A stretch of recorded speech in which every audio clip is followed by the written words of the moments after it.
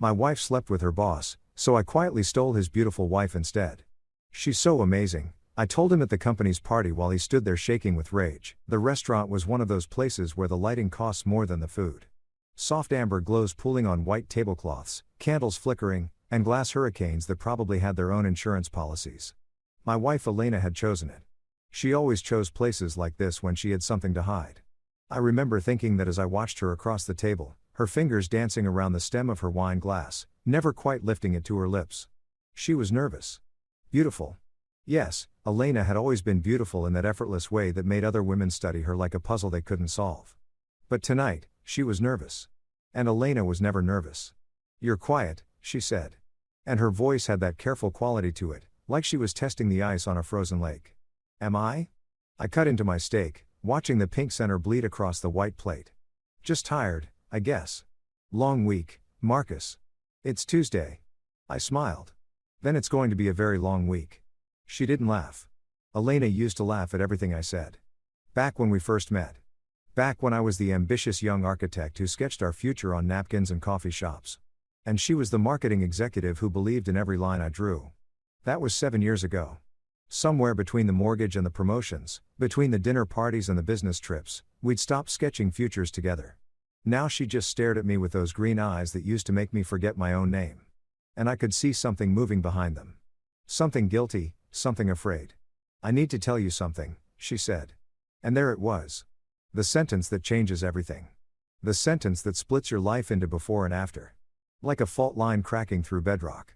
I should have felt something: panic, anger, that hot rush of adrenaline that comes when you know the ground is about to drop out from under you. But instead, I felt calm. Eerily calm. Because I already knew. I'd known for 3 weeks, 2 days, and approximately 6 hours. Ever since I'd come home early from the conference in Boston and found her laptop open on the kitchen counter, a messaging app I didn't recognize glowing on the screen. Ever since I'd seen the messages from D talking about how he couldn't stop thinking about last Tuesday, about the hotel in Manhattan, about how she tasted like honey and regret. I'd stood there in our kitchen, still holding my suitcase, reading messages that described my wife's body in ways I hadn't touched her in months. And I'd felt something inside me go very, very quiet. Not dead, not broken, just quiet. "What do you need to tell me?" I asked. And my voice sounded like it was coming from someone else's throat. She looked down at her untouched risotto. "I've been Marcus. There's no easy way to say this, then say it the hard way." Her eyes snapped up to mine, and I saw surprise there. Elena was used to me being gentle, accommodating, the guy who smoothed over rough edges and kept the peace. She wasn't used to this version of me, the one who'd spent 3 weeks learning to be stone. "I've been seeing someone," she said, and the words came out in a rush, like she'd been holding her breath underwater. "From work. It's Daniel. Daniel Whitmore, my boss." There it was, the confession I'd been waiting for. Spoken into the expensive air of a restaurant where the waiters glided like ghosts and nobody made scenes. I took a sip of my wine, a Bordeaux that cost more than my first car, and let the silence stretch between us like taffy. "How long?" I asked. "Does it matter?" "Yes," she flinched. 4 months. 4 months. 120 days of coming home and kissing me hello with lips that had been on another man. 120 days of lying next to me in bed and probably thinking of him. 120 days of me being the fool who didn't see, didn't know, didn't suspect. Except I had suspected. I'd known deep down. The way you know when a building's foundation is cracked even before the walls start to show it. The late nights at the office, the new lingerie that never made appearances in our bedroom, the way she'd started going to the gym 5 times a week and coming home smelling like expensive soap I hadn't bought her. Daniel Whitmore, CEO of Whitmore Industries, the tech giant where Elena had worked her way up from junior marketing associate to VP of brand strategy.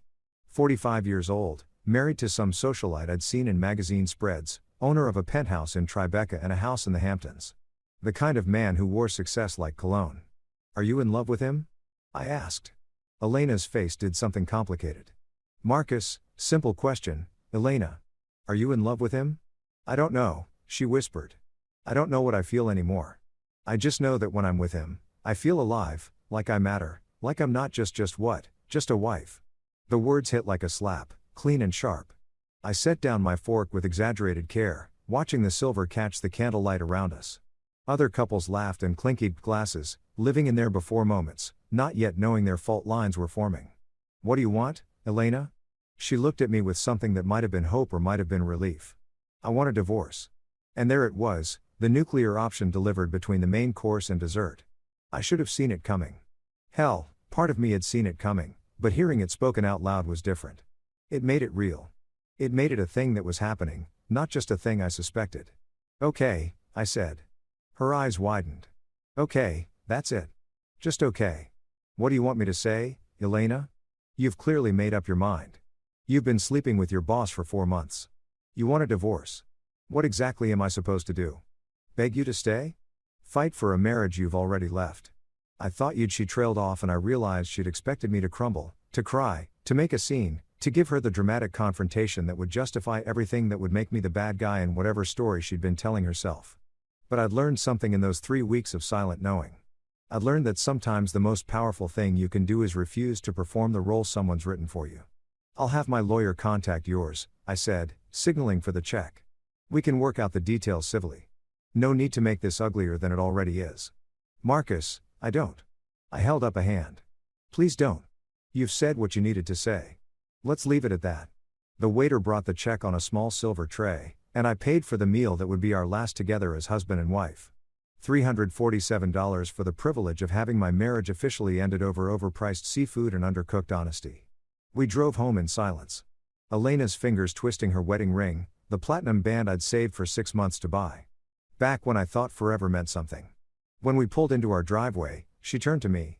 I'll stay at my sister's tonight. She said, give you some space. That's probably for the best. She got out of the car and I watched her walk to her own vehicle, the Mercedes SUV that Daniel had probably helped her pick out or maybe even bought for her. I wouldn't have known.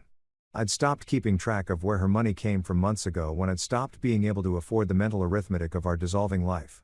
Inside the house, our house, soon to be my former house, I poured myself a scotch and sat in the leather chair by the window. The one Elena always said made me look like an old man. I stared out at the street, at the other houses with their warm lights and their intact families, and I felt that quiet thing inside me start to shift. It wasn't sadness. It wasn't even anger. Not really. It was something colder, something more deliberate. I pulled out my phone and opened the private folder where I'd been collecting information for the past 3 weeks. Screenshots of messages, credit card statements showing hotel charges, calendar entries that didn't match her supposed work schedule, a photograph I'd taken of her car parked outside a boutique hotel in Soho. At 2 o'clock in the afternoon on a day she told me she was in meetings until 6 o'clock. I'd been gathering evidence like a man preparing for war, even though I hadn't known what kind of war I was planning to fight. But now, sitting in the quiet of a house that would soon be divided and sold, I began to understand. This wasn't about winning Elena back. That ship had sailed the moment she'd slid into Daniel Whitmore's bed. This wasn't even about revenge. Not in the traditional sense. This was about dignity, about refusing to be the cuckold who never knew, the fool who got played while everyone else whispered and pied. About taking back some measure of control in a situation where I'd been powerless. I opened my laptop and started researching. Daniel Whitmore, 45, CEO, net worth estimated at $200 million, married to Victoria Whitmore née Ashford, daughter of the Ashford Hotel dynasty. One daughter, away at boarding school in Switzerland. Victoria Whitmore. I clicked on her Instagram profile, public. Surprisingly for someone of her social standing, photos of charity galas and museum openings. Photos of her at art galleries and wine tastings. Photos that grew less frequent over the past year. I noticed photos where her smile never quite reached her eyes. She was beautiful in a different way than Elena. Where Elena was all sharp angles and calculated glamour, Victoria had a softer quality. Dark hair that fell in waves past her shoulders, eyes the color of expensive chocolate, a smile that looked like it had forgotten how to be real. In her most recent photo posted 3 weeks ago, she stood alone on a beach somewhere, her hair whipping in the wind, staring out at the ocean with an expression I recognized. It was the look of someone who'd learned to be lonely in a crowded room. I stared at that photo for a long time, and something clicked into place. A plan so audacious, so perfectly balanced between justice and cruelty that I almost laughed. If Daniel Whitmore wanted to take my wife to dismantle my marriage while building his empire and maintaining his perfect public image, then I would return the favor. Not with anger, not with violence, but with something far more elegant. I would take his wife, not seduce her, nothing so crude or predictable. No, I would do something far more dangerous. I would actually see her, know her, understand her in ways her husband clearly didn't. I would offer her what Daniel had offered Elena. The feeling of mattering, of being alive, of being more than just a wife. And when it was done, when the fallout came, I would make sure Daniel Whitmore understood exactly what it felt like to be replaced. I closed my laptop and finished my scotch, feeling something like purpose settle into my bones. Outside, snow had started to fall. The first snow of the season, covering everything in white, clean, fresh, like the world resetting itself. Tomorrow, I would start my research. I would learn everything about Victoria Whitmore, her patterns, her interests, her weaknesses. I would find a way into her orbit that seemed natural, coincidental. I would be patient, meticulous. I would build this carefully, brick by brick, the way I built buildings with intention and precision. But tonight, I sat in the quiet of my ending marriage and let myself feel the cold clarity of someone who'd found their purpose. The snow fell heavier, muffling the sounds of the city, and in that silence, I began to plan my resurrection. The law offices of Morrison and Price occupied the 34th floor of a building I'd helped design 5 years ago. There was a certain poetry in that, conducting the dissolution of my marriage in a structure I'd created, watching my life be divided into assets and liabilities beneath ceilings I'd sketched in rooms where light fell through windows I'd positioned for maximum impact. Jeremy Morrison had been my lawyer since I'd started my firm. He was the kind of attorney who wore expensive suits but kept his sleeves rolled up, who billed by the hour but never made you feel like you were watching the meter run. When I called him the morning after Elena's confession, he'd cleared his schedule immediately. "Marcus," he said now, sliding a folder across his mahogany desk. "I've drawn up a preliminary assessment based on what you've told me. It's not pretty." I opened the folder. Numbers swam across the page. The house, our savings accounts, Elena's stock options, my retirement fund, the vacation property in Vermont we'd bought 3 years ago and visited exactly twice. 7 years of accumulated life reduced to spreadsheets and estimated values. New York is an equitable distribution state, Jeremy continued, steepling his fingers. Which means the court divides marital property fairly, not necessarily equally, given that Elena's income has exceeded yours for the past 2 years, and there's no prenup. I could walk away with less than half potentially, though the affair could work in your favor, depending on how vindictive you want to be. He paused. How vindictive do you want to be? I thought about that. The old Marcus, the one who'd existed 4 weeks ago, would have said he wanted to be fair, civilized, mature about the whole thing. But the old Marcus had also been blind to his wife's infidelity, complicit in his own cuckolding through sheer obliviousness. The new Marcus had different priorities. "I want what I'm entitled to," I said carefully. "Nothing more, nothing less. I'm not interested in destroying her financially. I just want out clean and clear." Jeremy studied me with the expression of a man who'd seen too many divorces to believe in clean and clear. "Most people in your position want blood." "I'm not most people." "No," he said slowly. "I don't suppose you are, though I have to ask Marcus, and feel free to tell me it's none of my business, but you seem remarkably calm about all this. Your wife of 7 years just told you she's been sleeping with her boss and wants a divorce. Most men would be falling apart." I was going to say visibly angry. I smiled and it felt like a foreign expression on my face. Something borrowed from a stranger. "Anger is expensive, Jeremy. It clouds judgment. Makes you do stupid things. I learned a long time ago that the best revenge is architecture." He raised an eyebrow. "Architecture? Building something better than what you had before. Creating something that lasts longer than the pain that inspired it."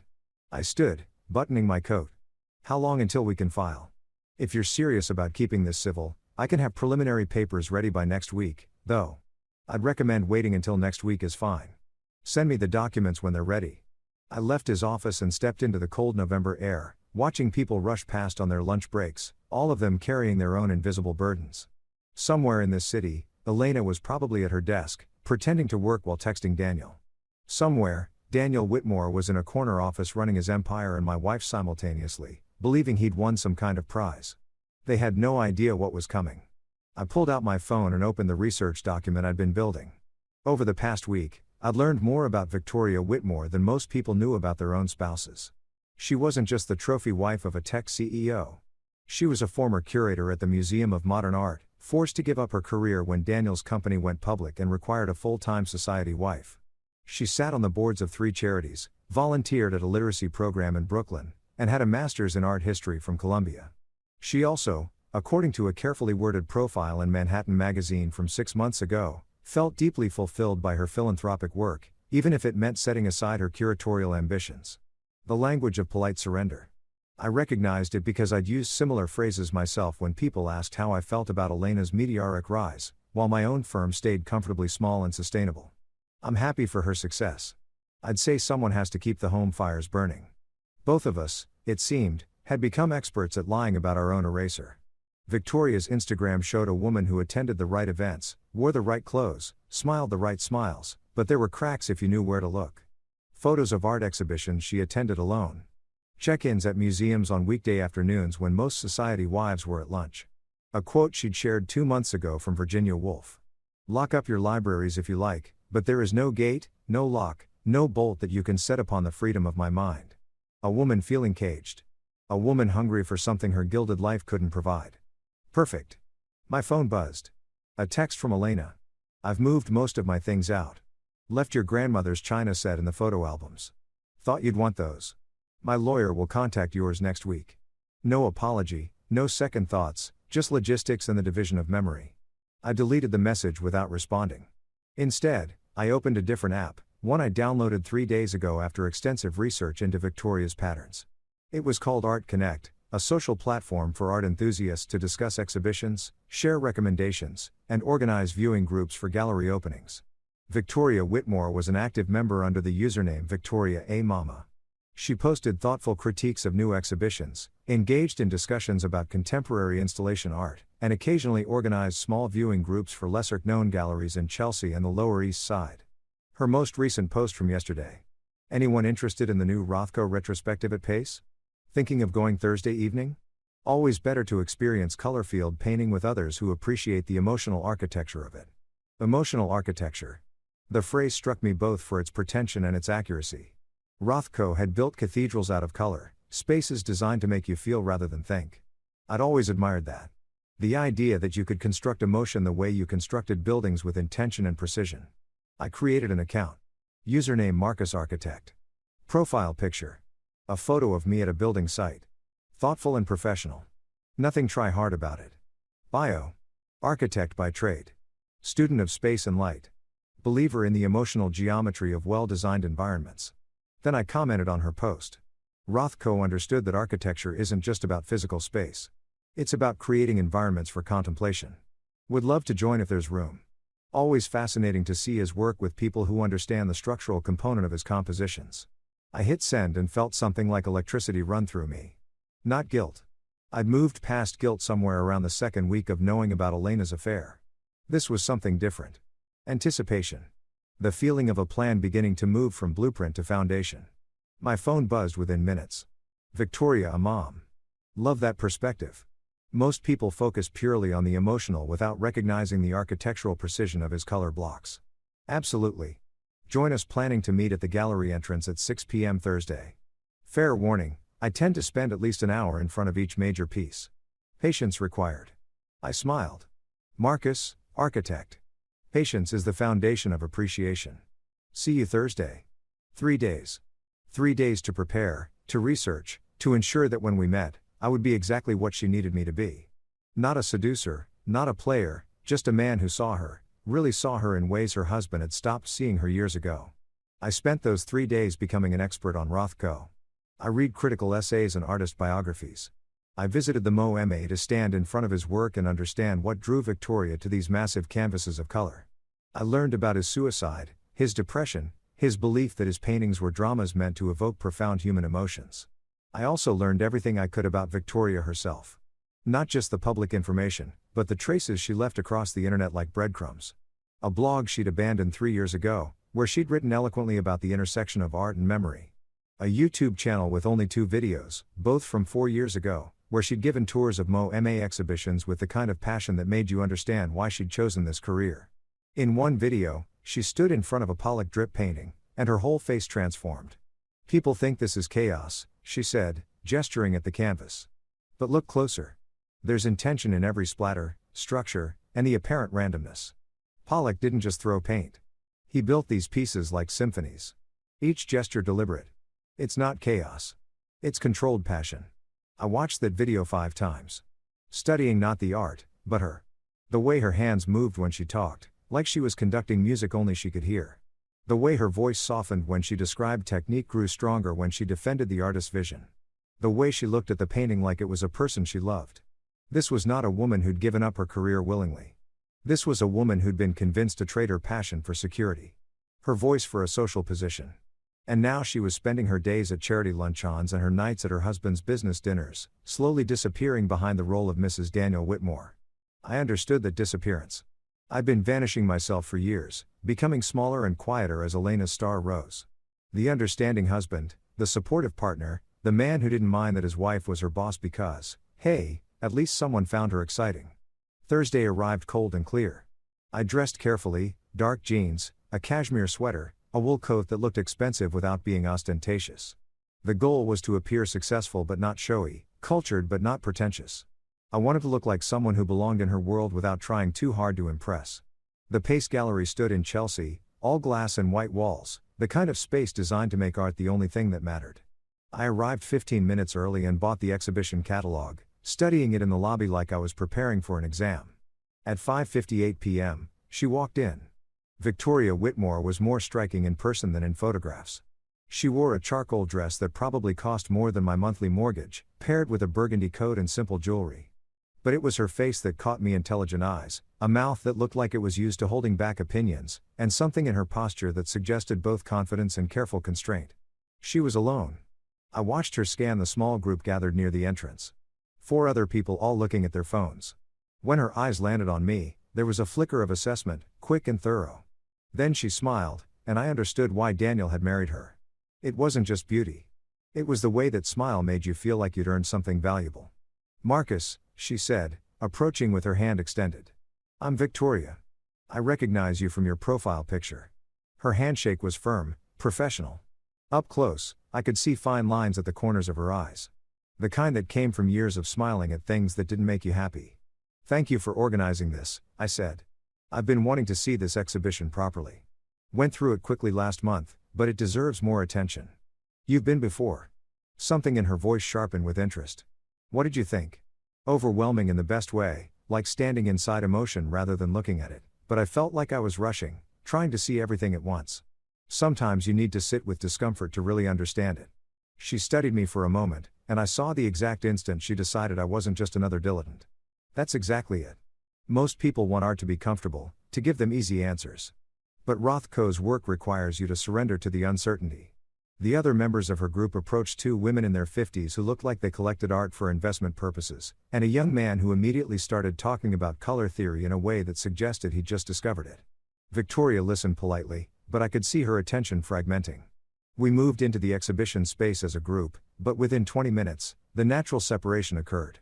The investors moved quickly through the rooms, checking off paintings like items on a shopping list.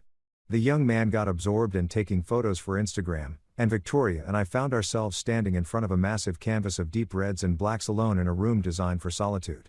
"No, 1960, she said softly. "One of his last major works before his death. You can feel it the way the darkness is consuming the red." He knew he was drowning. Or maybe he was learning to breathe underwater. I said, "Sometimes what looks like drowning is just a different way of existing." She turned to look at me. "Really, look at me." And I felt the weight of her attention. That's an optimistic reading. Is it? I think Rothko knew exactly what he was doing. He was building spaces for people to bring their own meaning. If we see drowning, maybe that says more about us than about him. A small smile played at her lips. "You sound like you've spent time thinking about this." I spent a lot of time thinking about how space affects emotion. Occupational hazard of being an architect. What kind of architecture? Residential, mostly custom homes, some commercial projects. I like the intimate scale, designing spaces where people actually live, not just work or visit. There's something about creating the container for someone's daily life that feels significant. We moved through the exhibition slowly, and I noticed how she positioned herself in front of each painting, not straight on, but slightly to the side, as if approaching the art from an angle. When I asked about it, she laughed. "Old curator habit. You see different things when you shift your perspective.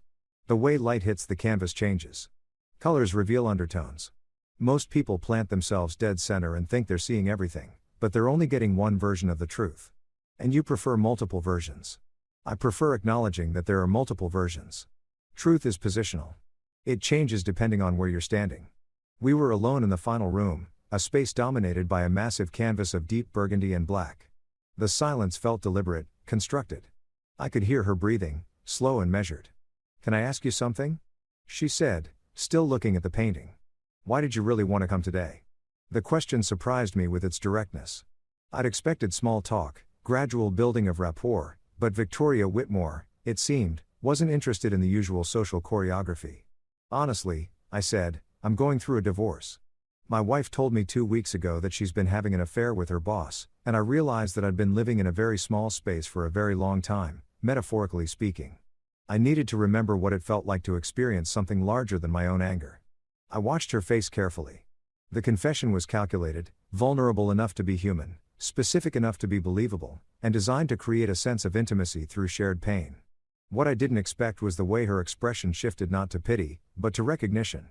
I'm sorry, she said. I'm sorry you're going through that. Thank you, though. I'm finding that sometimes things have to fall apart before you realize they were barely holding together in the first place. She nodded slowly and I saw her hand move unconsciously to her wedding ring. Twisting it the way Elena used to twist hers, a gesture of discomfort, of doubt. My husband is having an affair, too, she said quietly. And the words fell into the space between us like stones into still water. I don't have proof, but I know. You always know, don't you? Even when you pretend you don't. And there it was. The crack in the perfect facade. The truth she'd been carrying alone, probably for months, with no one to tell because admitting it would mean admitting that her carefully constructed life was a performance. I turned to face her fully. Yes, I said. You always know. We stood there in the silence of Rothko's final room. Two people who'd been betrayed. Two people who understood what it meant to be erased by someone else's desire. Around us, the deep red walls seemed to pulse with a heartbeat that wasn't our own. Would you like to get coffee? I asked. I feel like we've both earned something stronger than gallery wine. She smiled, a real smile this time. One that reached her eyes. Yes, God. Yes. I know a place nearby that stays open late. They have excellent bourbon. As we left the gallery together, stepping out into the cold November evening, I felt the foundation of my plan settling into place. Not through seduction, not through manipulation, but through something far more dangerous. Genuine connection. Victoria Whitmore was lonely. She was brilliant. She was trapped in a marriage to a man who was at this very moment probably in bed with my wife. And I was going to show her exactly what it felt like to be seen again. The bar Victoria chose was the kind of place you'd walk past 100 times without noticing a narrow door between a vintage bookshop and a closed dry cleaner. No sign, just a brass number plate that read 237. Inside, it opened into a space that felt like a secret. Exposed brick walls lined with leather-bound books, Edison bulbs casting warm pools of light, and a bar made from reclaimed wood that looked like it had stories embedded in every grain. I come here when I need to think, Victoria said, leading me to a corner booth half hidden behind a bookshelf. Daniel doesn't know about it. It's not the kind of place he'd appreciate. The way she said his name, Daniel, not my husband, told me everything I needed to know about the distance between them. A waitress appeared, young and efficient, with the kind of face that suggested she was between graduate programs and using this job to fund her real passion. Victoria ordered a bourbon. Neat. I did the same. So, Victoria said once the waitress had disappeared. Tell me about your wife. The directness was becoming familiar. Victoria Whitmore. I was learning. Didn't waste time on pleasantries when real conversation was available. It was refreshing and dangerous in equal measure. What do you want to know? Why did you marry her? I thought about that, not about what would sound good, but about the actual truth. Because I had the sense that Victoria could smell a lie from across the room. And more importantly, I was tired of lying because she made me feel like I was building something that mattered. I said Elena was as brilliant, ambitious. She had this way of seeing potential in everything, including me. When I met her, I was just another architect grinding away at someone else's firm, designing strip malls and restaurant renovations. She looked at my sketches and told me I was wasting my talent on other people's mediocrity. 6 months later, I'd started my own firm. She pushed you. She believed in me. There's a difference. I paused as the waitress returned with our drinks. Or at least I thought there was. Now I wonder if she just saw me as another project, something to improve and optimize and eventually outgrow.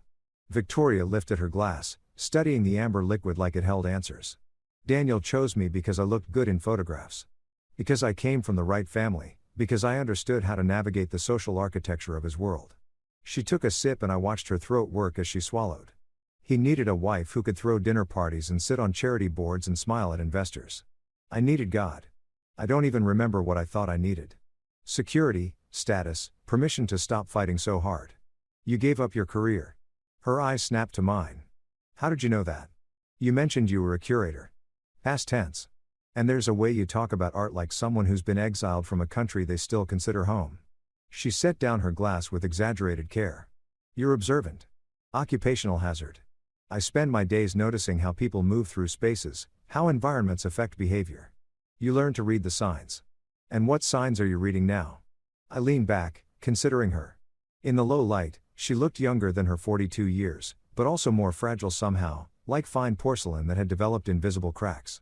I'm reading a woman who's been making herself smaller for years. Who's been editing her own thoughts before she speaks them, who comes to art galleries alone because it's the only place she can remember who she used to be. Victoria's expression didn't change, but I saw her fingers tighten around her glass. You don't know me well enough to make those assessments. You're right. I apologize. That was presumptuous. No. She shook her head and something in her face softened. No, you're not wrong. It's just strange to have someone name it so precisely.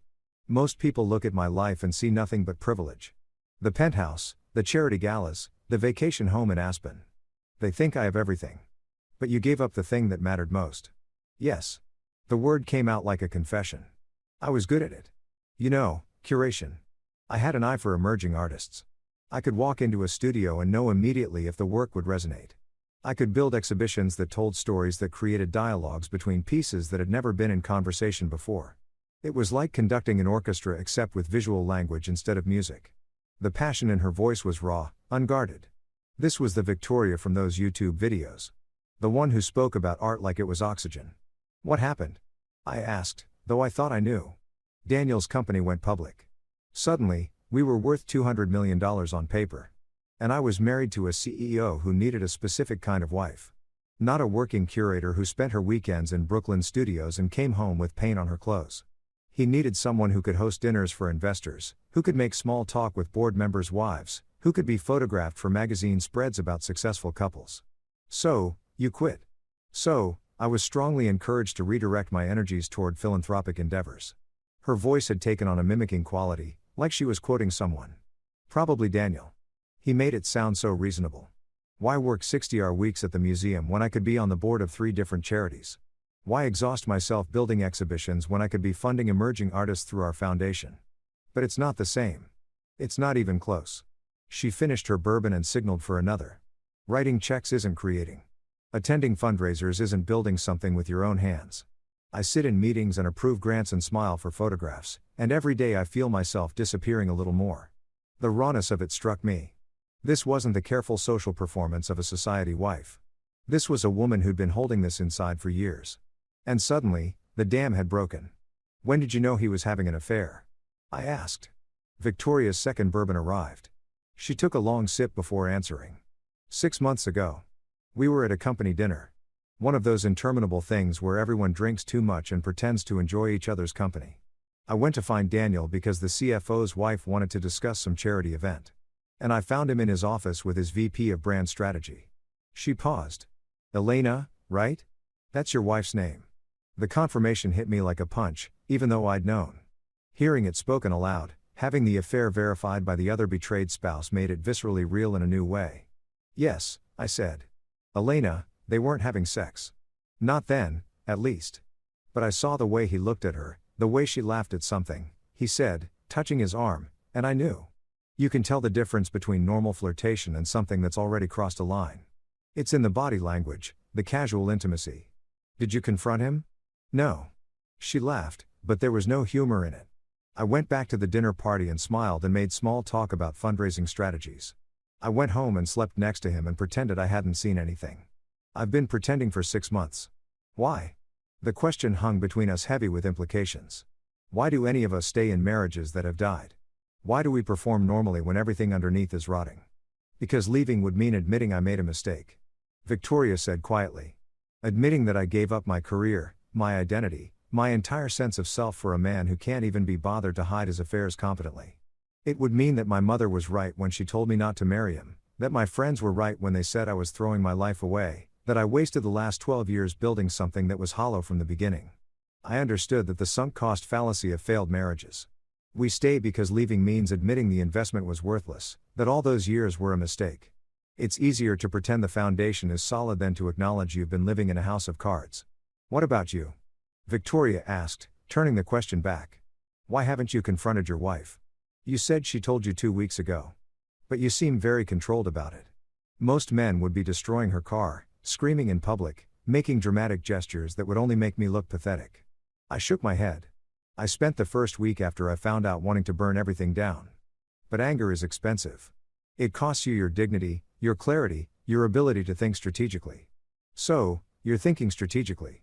It wasn't a question. I'm thinking about what I want my life to look like on the other side of this.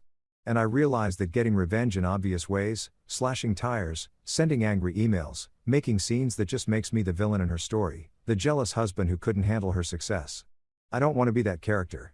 Victoria studied me over the rim of her glass. So, what character do you want to be? The one who builds something better. The one who doesn't just survive, but actually lives. The one who proves that her leaving was the best thing that ever happened to me. By coming to art galleries and drinking bourbon with strangers. By remembering what it feels like to have a conversation about something that matters. By expanding my world instead of shrinking into my anger. By refusing to let her betrayal define my next chapter. She smiled, and this time it reached her eyes. That's admirably philosophical. It's admirably full of, I said. And she laughed a real laugh, surprised and genuine. I'm angry as hell. I'm hurt and humiliated. And some days I wake up wanting to destroy everything they've built together. But I also know that giving into that anger would only destroy me. So I'm channeling it into something more productive. Like what? I met her eyes. Like finding people who understand. Like building new connections that remind me I'm more than just the husband who got cheated on. Like proving to myself that I can still surprise myself. The air between us had shifted. We'd moved past small talk, past the careful social dance of strangers. We were in the territory of real conversation now. The kind that only happens when two people recognize something broken in each other. Can I tell you something? Victoria said. Something I've never told anyone. Of course. I'm glad he's having an affair. The words came out in a rush, like she'd been holding them inside for months. I know that makes me sound terrible, but I'm glad because it gives me permission to stop pretending. It gives me an exit that doesn't make me the bad guy. I can leave now and everyone will understand. The poor wife whose husband cheated. No one has to know that I was already gone long before he ever touched another woman. The confession was so honest, so raw that I felt something shift in my chest. This wasn't the society wife or the curator or the charity board member. This was just Victoria, a woman who'd been suffocating in a beautiful cage and had finally found the door. That doesn't make you terrible, I said. It makes you human, does it? Sometimes I think I'm a coward. That I should have left years ago when I first realized I was disappearing. But I stayed because it was easier. Because his money meant I didn't have to struggle. Because being Mrs. Daniel Whitmore opened doors that being Victoria Ashford never could. And now those doors lead to rooms I don't want to be in anymore. We sat in silence for a moment, and I felt the weight of what we were building here. Not a flirtation, not a rebound, but something more dangerous. A genuine understanding between two people who'd been betrayed in exactly the same way by exactly the same people. I should probably go, Victoria said. But she didn't move. Daniel will wonder where I am. Will he? No, probably not. He's likely working late or pretending to work late while he's actually with Elena. The name sat between us like a third person at the table. My wife and her husband somewhere in this city building their affair while we sat here drinking bourbon and sharing confessions. Can I ask you something potentially inappropriate? I said. Victoria raised an eyebrow. We're past the point of appropriate, I think. Do you want to stop him? The affair. Duh. She considered the question seriously. No. I want to be free of him, but I also want him to understand what he's losing. Does that make sense? Perfect sense. What about you? Do you want Elena back? God, no. The certainty in my voice surprised even me. I want her to live with the consequences of her choices. I want her to build a life with Daniel and slowly realize that she traded substance for flash. I want her to wake up one day and understand that she destroyed something real for something that only looks good in photographs. Victoria smiled. And there was something fierce in it. You're not as philosophical as you pretend to be. No one is. She finished her bourbon and set down the glass with finality. I should really go, but I'd like to do this again. If you're interested, I'm very interested. There's a gallery opening next Friday. Emerging artist from Brooklyn does these incredible installations with light and shadow. Very architectural, actually. You might appreciate it. I'd love to. We exchanged numbers, a simple transaction that felt weighted with significance. As we stood to leave, Victoria put her hand on my arm. "Thank you," she said, "for seeing me, for listening, for not pretending this is anything other than what it is." "What is it?" I asked. She smiled. "I don't know yet, but I think I want to find out." Outside, the November night had grown colder. We stood on the sidewalk, and I could see her breath forming clouds in the air. A town car pulled up her driver, presumably summoned while we'd been inside. "Good night, Marcus," she said. "Good night, Victoria." I watched her car disappear into Manhattan traffic, and I felt something like triumph settle into my bones. Not because I'd seduced her. I hadn't. Not really, but because I'd done something more dangerous. I'd made her feel seen, understood, valued, and that I was learning was a far more powerful weapon than anything crude or obvious. My phone buzzed. A text from Elena. "Lawyer says we should schedule mediation for next month. Can you do the 15th? I looked at the message for a long moment, then typed back. "The 15th works. Have a good evening, Elena." Polite, civil, completely devoid of the rage she probably expected. Then I pulled up my thread with Victoria and sent a simple message. "Thank you for tonight. Looking forward to Friday." Her response came within seconds. "Me too. Sleep well, Marcus." I walked home through the cold November streets, past restaurants where couples shared meals and bars where friends laughed over drinks, and I felt like I was walking towards something instead of away from it. The game had begun. Not a game of seduction or revenge, but something more elegant, a game of truth and connection, of seeing and being seen. Daniel Whitmore had taken my wife, and slowly, carefully, with patience and precision, I was going to show him what it felt like to lose something irreplaceable. Not his wife's body. That would be too easy, too predictable. Her soul, her attention, her belief that she mattered. I was going to give Victoria Whitmore back to herself, and in doing so, I was going to take everything from him. The week between Bourbon Confessions and the gallery opening passed in a strange state of suspension. I moved through my days with a clarity I hadn't felt in years, meeting with clients, drafting designs, filing divorce papers that felt less like an ending and more like permission to begin something new. Elena had moved out completely. Our house, my house now, though the lawyers were still arguing about it, felt different without her presence. Not emptier. Exactly. Cleaner, like removing clutter you didn't realize was weighing you down until it was gone. She'd taken her expensive coffee maker and her designer clothes, her collection of marketing books, and her framed magazine covers.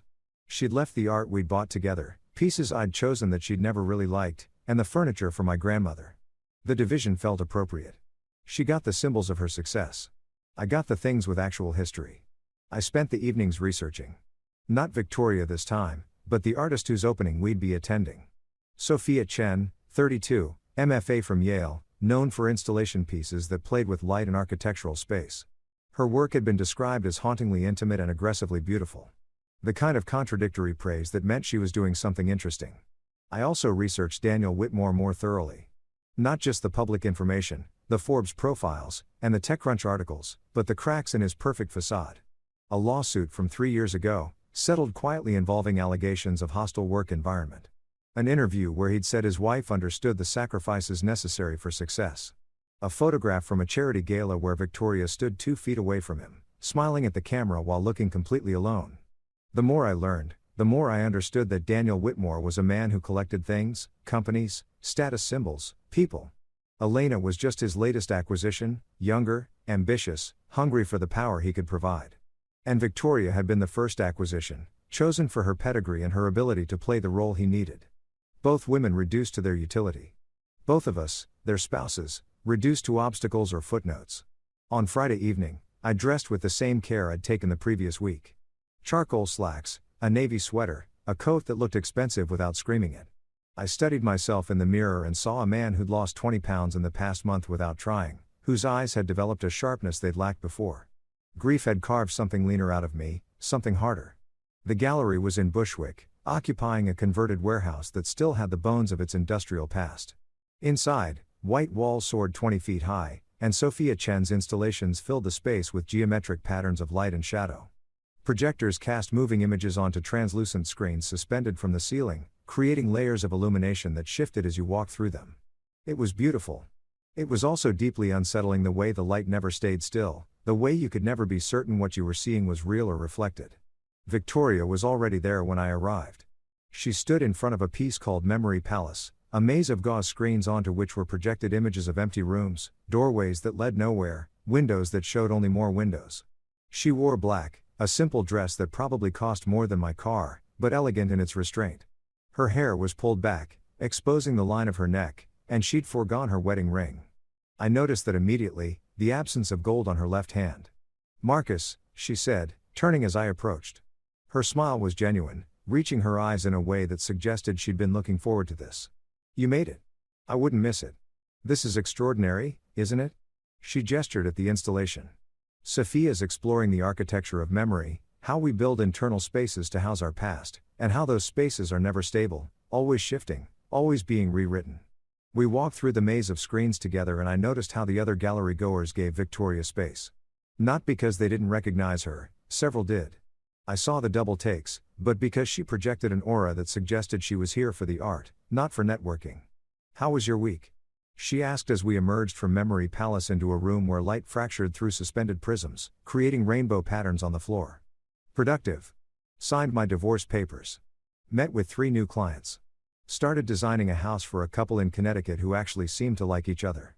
She laughed. "Setting the bar high, I see. After what we've been through, mutual affection feels aspirational."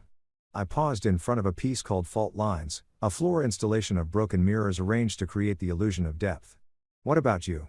"I hired a private investigator." The words came out casually, but I could hear the tension underneath to document Daniel's affair. "I thought if I'm going to do this actually leave, I should have evidence. Even though New York is no fault, it helps in the court of public opinion." And then it turns out he's been having multiple affairs, not just with Elena. There's also a junior associate at his firm, a consultant he hired 6 months ago, and apparently a recurring thing with someone he met at a conference in Singapore. She said it calmly, but I could see her jaw tighten. 12 years of marriage, and I was naive enough to think it was just one woman. I felt something cold settle in my stomach. Not surprised men like Daniel rarely stopped at one affair, but anger on Victoria's behalf. And something else, a recalculation. Elena wasn't special to him. She was just another acquisition. Another young, ambitious woman who thought she was different, who believed she'd won some kind of prize by catching the CEO's attention. She had no idea she was just rotating through his collection. "I'm sorry," I said, and meant it. "Don't be. It's clarifying. I spent months thinking I'd done something wrong. That if I'd been different somehow, he wouldn't have strayed. But this isn't about me at all. It's about him needing constant validation, constant conquest. I could have been perfect and it wouldn't have mattered. You deserve better than perfect. You deserve real." She looked at me then, really looked at me, and something passed between us. Not attraction exactly, though that was there too. Something deeper. Recognition, the understanding that we were both rebuilding ourselves from the rubble of marriages that had crumbled. "Come on," she said, taking my hand. "I want to show you my favorite piece." Her hand in mine felt significant. Not romantic, not yet, but intimate in a way that acknowledged we'd moved past strangers. We were becoming something else. Allies, confidants, 2 people constructing a new reality from the broken pieces of the old one. She led me to a smaller room at the back of the gallery. Inside, a single installation dominated the space. The weight of light, hundreds of glass orbs hung from nearly invisible wires, each containing a small LED that pulsed at different rhythms. The effect was mesmerizing, like standing inside a constellation surrounded by manufactured stars. "It's about how even beautiful things have weight," Victoria said softly. "How light itself exerts pressure. Nothing is ever truly weightless, even when it appears to be." We stood there in the dim room, surrounded by pulsing light, and I felt the truth of what she was saying. The beautiful facade of her marriage had weight. My relationship with Elena had weight. Even this, whatever this was becoming between us, had weight. "I've been thinking," Victoria said, still holding my hand, "about what you said last week, about building something better, about refusing to let betrayal define your next chapter. And I want to do that, too. But I don't know how. I've spent so long being Mrs. Daniel Whitmore that I'm not sure who Victoria is anymore. Without the title, without the role, who am I?" The vulnerability in her voice made me turn to face her fully. In the pulsing light of the orbs, her face looked younger, more uncertain. This was the woman underneath the perfect exterior, the one who'd been erased over 12 years of playing a part. "You're a woman who understands art well enough to stand in a room like this and explain why it matters," I said. "You're someone who chose bourbon over champagne, truth over performance. You're whoever you decide to be, Victoria. The question is, who do you want to become?" She didn't answer immediately. Instead, she looked up at the suspended orbs, watching their asynchronous pulsing. And I saw something shift in her expression. Decision, resolution. I want to curate again, she said, not as a hobby or a philanthropic endeavor. Actually curate, build exhibitions, work with artists, get paint on my clothes, and spend weekends in studios. I want to remember what it feels like to create something that matters. So do it. It's not that simple.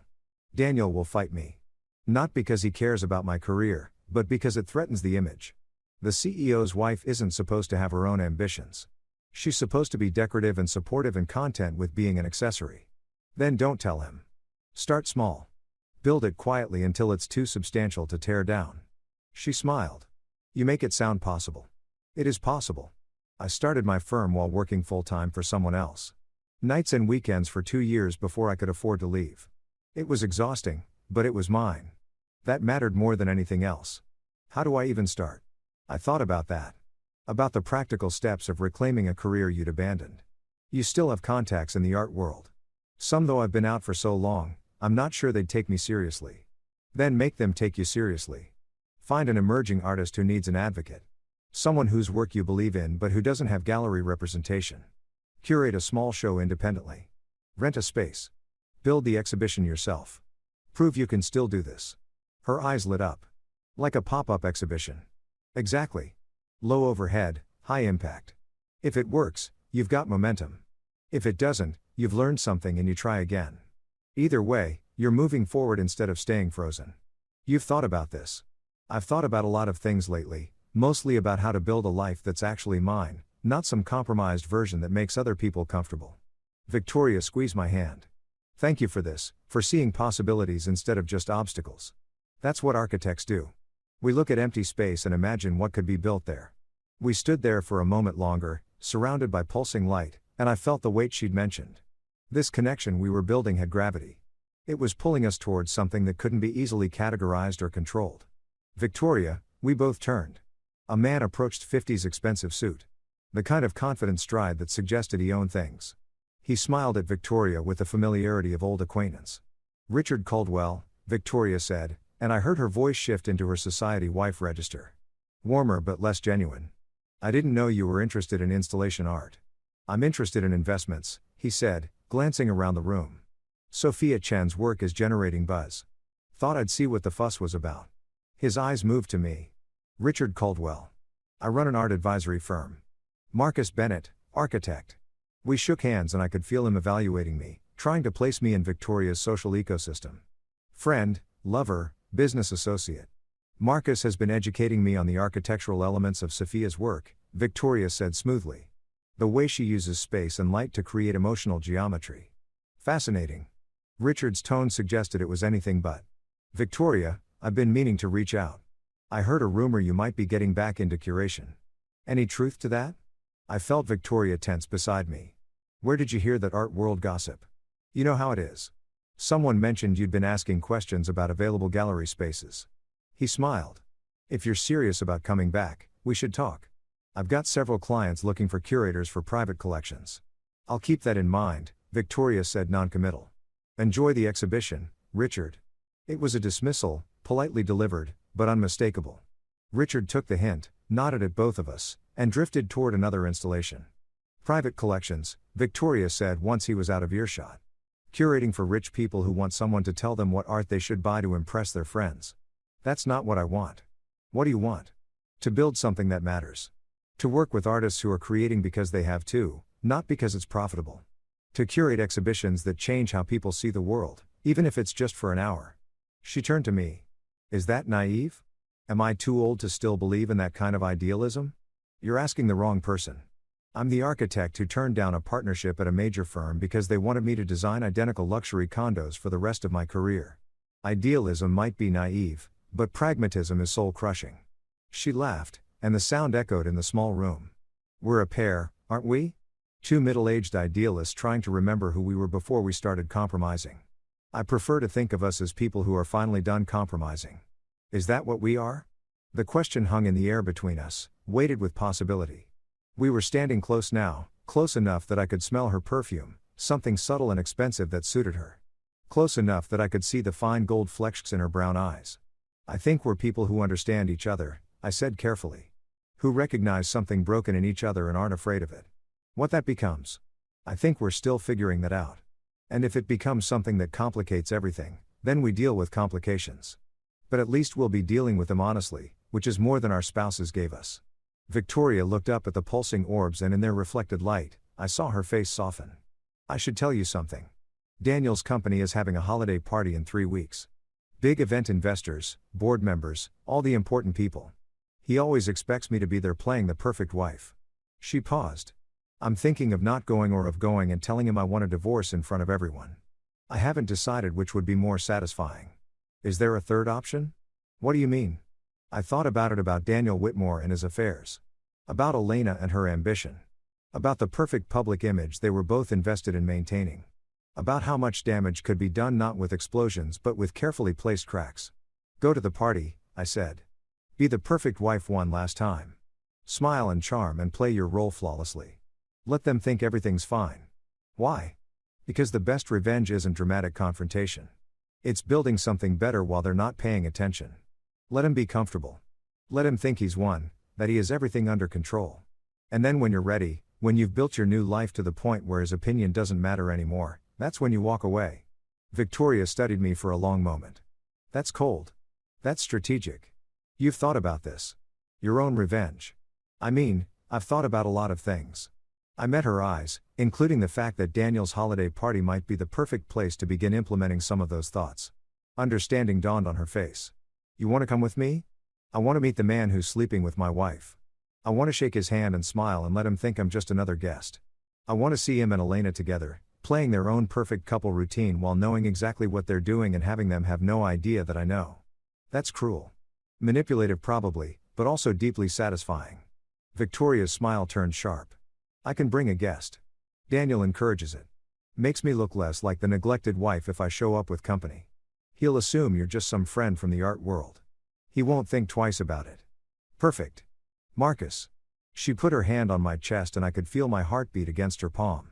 What are we doing? Really? Honestly, I think we're giving each other permission to stop being victims, to take back some control, to remember what it feels like to be seen and valued. I covered her hand with mine. And maybe we're building something real in the process, something that isn't tainted by betrayal or compromise. Or maybe we're just two hurt people using each other to feel less broken. Maybe. Would that be so terrible? She considered that. No, I suppose it wouldn't. As long as we're honest about it, I'm always honest with you, Victoria. That's the whole point. We left the gallery together, stepping out into the cold December night. Brooklyn stretched around us, all industrial chic and converted warehouses, and I felt like we were standing at the edge of something significant. 3 weeks, Victoria said, until the party. Until we walk into Daniel's world and smile at him and Elena like we don't know they're destroying our marriages. 3 weeks. I should start planning what to wear. Something that makes me look devastating. You already look devastating. She smiled. You're good at this. The compliments that feel genuine because they are. I only say what's true. We stood on the sidewalk and I could see her breath forming clouds in the cold air. She looked beautiful and fierce and fragile all at once. A woman on the edge of becoming whoever she was going to be next. Good night, Marcus, she said. Good night, Victoria. I watched her car pull away and I felt something like anticipation settle into my bones. 3 weeks until I stood in Daniel Whitmore's penthouse, shook his hand, and began the careful work of showing him what it felt like to lose everything. 3 weeks to plan, to prepare, to sharpen myself into exactly the weapon this situation required. The game was accelerating, and I was ready. The mediation session was scheduled for a Tuesday afternoon in a conference room that felt designed to suppress emotion. Gray walls, gray carpet, a long table made of some wood composite material that looked expensive but had no soul. Even the coffee they served tasted gray, bitter, and forgettable, like the marriage we were here to dissolve. Elena sat across from me, flanked by her lawyer, a woman named Patricia Winters, who specialized in high-net-worth divorces and had a reputation for being ruthless in designer suits. Elena looked good. She always looked good, but there was a tightness around her eyes that suggested she wasn't sleeping well. Part of me, a small and petty part, was glad. My own lawyer, Jeremy Morrison, sat to my right, a folder thick with documentation in front of him. We'd spent the previous week preparing, going over every asset, every account, every piece of property we'd accumulated in 7 years of marriage. Thank you all for coming, the mediator said. Her name was Susan Chen, and she had the calm, measured tone of someone who'd witnessed hundreds of marriages end in rooms exactly like this one. I know this is difficult, but the goal today is to reach an equitable agreement that both parties can accept. Shall we begin with the primary residence? What followed was 3 hours of the most civilized dismemberment I'd ever witnessed. We divided our lives with spreadsheets and calculators, reducing years of shared history to dollar amounts and percentage splits. The house would be sold. Proceeds divided 60-40 in Elena's favor because she'd contributed more to the down payment. The vacation property in Vermont would go to her entirely. I had no interest in keeping a place we'd barely used, and she claimed to have emotional attachment to it, though I suspected it was more about the property value. My retirement accounts would be split according to some formula I didn't fully understand, but Jeremy assured me was fair. Elena's stock options from Whitmore Industries, the company where she worked, where she'd met her lover, were considered marital property, but would stay with her, balanced against other assets I'd receive. The whole process felt like watching surgeons divide a corpse. Clinical, precise, bloodless. What about the art collection? Patricia asked, consulting her notes. I'd like to keep most of it, I said. Elena never cared for any of the pieces except the abstract we bought in Miami. And that was more about the artist's reputation than the actual work. Elena's jaw tightened. That's not fair, Marcus. I appreciate art. You appreciate what art signals about your taste. There's a difference. I kept my voice even. Matter of fact, take the Miami piece. I'll keep the rest. She looked like she wanted to argue, but Patricia put a hand on her arm. They had a brief whispered conversation, and I watched Elena's face cycle through emotions, anger, frustration, something that might have been hurt before settling back into careful neutrality. Fine, she said. The Miami piece and the photographs from our trip to Japan.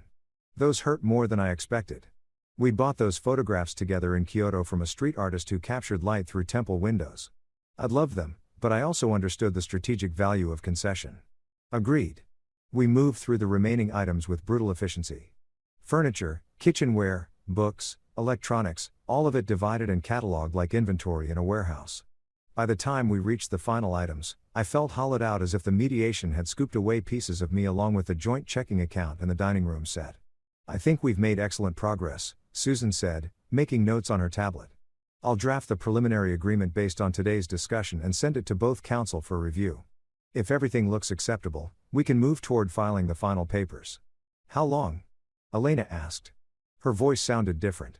Smaller somehow, like she was beginning to understand what we were actually doing here. That this was real. Final. Assuming no complications, you could be legally divorced within 90 days. 90 days, 3 months by spring, I would be unmarried. By spring, Elena would be free to pursue whatever future she imagined with Daniel Whitmore, and I would be what? Free, broken, rebuilt. I wasn't sure yet, but I was beginning to have ideas. Thank you, Susan, Jeremy said, gathering his papers. We'll be in touch. As we stood to leave, Elena caught my arm. Marcus, can we talk just for a minute? Patricia looked like she wanted to object, but Jeremy nodded to me. I'll wait in the lobby. We stood in the hallway outside the conference room, and I realized this was the first time we'd been alone since the restaurant, since she'd told me she wanted a divorce, and I'd responded with calm instead of devastation. You seem different, she said. Divorce will do that. That's not what I mean. She struggled for words. You're handling this too well. It's unnerving. I almost laughed. Would you prefer me to be falling apart, making scenes, begging you to stay? No. But this cold, calculating version of you it's not you, Marcus. Maybe it's who I needed to become. Maybe the version of me you married was too accommodating, too willing to make myself smaller so you could shine brighter. She flinched. That's not fair. None of this is fair, Elena. Fair would have been you telling me you were unhappy before you started sleeping with your boss. Fair would have been you having the courage to end our marriage before starting a new relationship. Fair would have been a lot of things that didn't happen. I know you're right. I handled this terribly. She looked down at her hands, manicured, perfect. No longer wearing her wedding ring, but I need you to understand that this wasn't about you. You didn't do anything wrong. I'm aware this was about you wanting something I couldn't give you. Power, excitement, whatever Daniel Whitmore represents. It's not like that, isn't it? I leaned against the wall, studying her. Tell me something, Elena. When you're with him, do you feel like you matter? Like you're special? Or do you ever wonder if you're just another acquisition for a man who collects beautiful things? Her eyes flashed with anger. You don't know anything about my relationship with Daniel. I know he's married. I know he's 45 years old and you're 32. I know he has a pattern of affairs with younger women who work for him. I know his wife is a former museum curator who gave up her career to support his. And now he's trading her in for a newer model. How do you? She stopped. Realization dawning. You've been researching him. I've been educating myself about the man my wife left me for. It seemed prudent. I pushed off the wall. Enjoy the holiday party at his company next week. I hear it's quite the event. I started to walk away, but her voice stopped me. Marcus, wait. How did you know about the party? I turned back and I let myself smile. I pay attention, Elena. I always have. You just never noticed. I left her standing in the hallway and I could feel her eyes on my back as I walked toward the elevator. Jeremy was waiting in the lobby checking his phone. How'd it go? He asked. She's starting to realize I'm not the man she married. Is that a good thing? I think so. The man she married would have let her walk all over him. Would have signed whatever papers she wanted, taken whatever settlement she offered, and spent the next decade wondering what he did wrong. I pressed the button for the elevator. I'm not that man anymore. No, Jeremy said thoughtfully. I don't suppose you are. I spent the next 2 weeks preparing for Daniel Whitmore's holiday party with the same meticulous attention I brought to architectural projects, research, planning, consideration of every angle, every possible outcome. I learned everything I could about Whitmore Industries, the company Daniel had built from a small software firm into a tech giant worth billions. I studied his public appearances, watched interviews, read profiles. I learned how he spoke, how he presented himself, what mattered to him. Control, image, legacy. These were the pillars of Daniel Whitmore's identity. He wanted to be seen as a titan of industry, a visionary, a man who built empires. His personal life was carefully curated to support that image. The beautiful wife from Old Money, the penthouse in Tribeca, the memberships at the right clubs. Elena fit into that narrative perfectly. Young, ambitious, successful in her own right. Dating her or whatever they were doing enhanced his image as a powerful man who could attract the best. She probably thought she was using him to advance her career, to access power and influence. She couldn't reach on her own. Neither of them understood they were using each other. Building a relationship on ambition rather than anything real. It would collapse eventually, but that would take time. I didn't have time. And more importantly, I didn't want to just wait for their relationship to fail. I wanted to accelerate it, to plant seeds of doubt that would grow into cracks that would shatter everything they were building. But first, I needed to meet him. To look Daniel Whitmore in the eye and let him see me as just another guest at his party. Harmless, forgettable, not a threat. Victoria and I spoke every few days, phone calls that started as check-ins and evolved into long conversations about art and architecture, about our failing marriages, and our plans for afterward. She told me about the artist she was considering for her pop-up exhibition. I told her about a project. I was designing a house for a couple in Connecticut who wanted something that captured light the way a prism captures rainbows. We didn't talk much about the party. It hung between us like a storm on the horizon, inevitable and electric. The night before the event, she called me. I'm nervous, she said without preamble. About tomorrow, about bringing you into Daniel's world. About what happens when you see him and Elena together? About she trailed off. About what this means. I finished for her. Yes. I was in my home office surrounded by blueprints and sketches. Through the window, I could see snow beginning to fall. The third snowfall of the season, covering the city in white, clean, fresh, deceptive. Victoria, we don't have to do this. If you're not ready, it's not about being ready. It's about being terrified that once we start this, whatever this is, we can't go back. That we're crossing a line that will change everything. We've already crossed the line. The moment we sat in that bar and told each other the truth about our marriages, we crossed it. Tomorrow is just making it visible. And you're okay with that, with whatever comes after. I thought about Elena in the mediation room dividing our lives into assets and liabilities. I thought about Daniel Whitmore collecting affairs like other men collected watches. I thought about Victoria, brilliant and erased, trying to remember who she was before she became someone's wife. I'm more than okay with it. I said I'm ready to stop being invisible, to stop accommodating, to start building something that's actually mine, even if it's messy. Especially if it's messy. Perfect things are boring, Victoria. They're fragile. Messy things have character, strength, room to grow. She laughed softly. When did you become a philosopher? Around the same time my wife told me she'd been her boss for 4 months. Betrayal gives you clarity, does it? Because I still feel like I'm fumbling in the dark. Then let me be your light tomorrow night. Come to the party with me. Introduce me to your husband. Let me shake his hand and smile and be exactly the kind of harmless nobody he expects. And when it's over, when we've played our roles perfectly, we'll leave together and you'll remember what it feels like to have someone actually see you.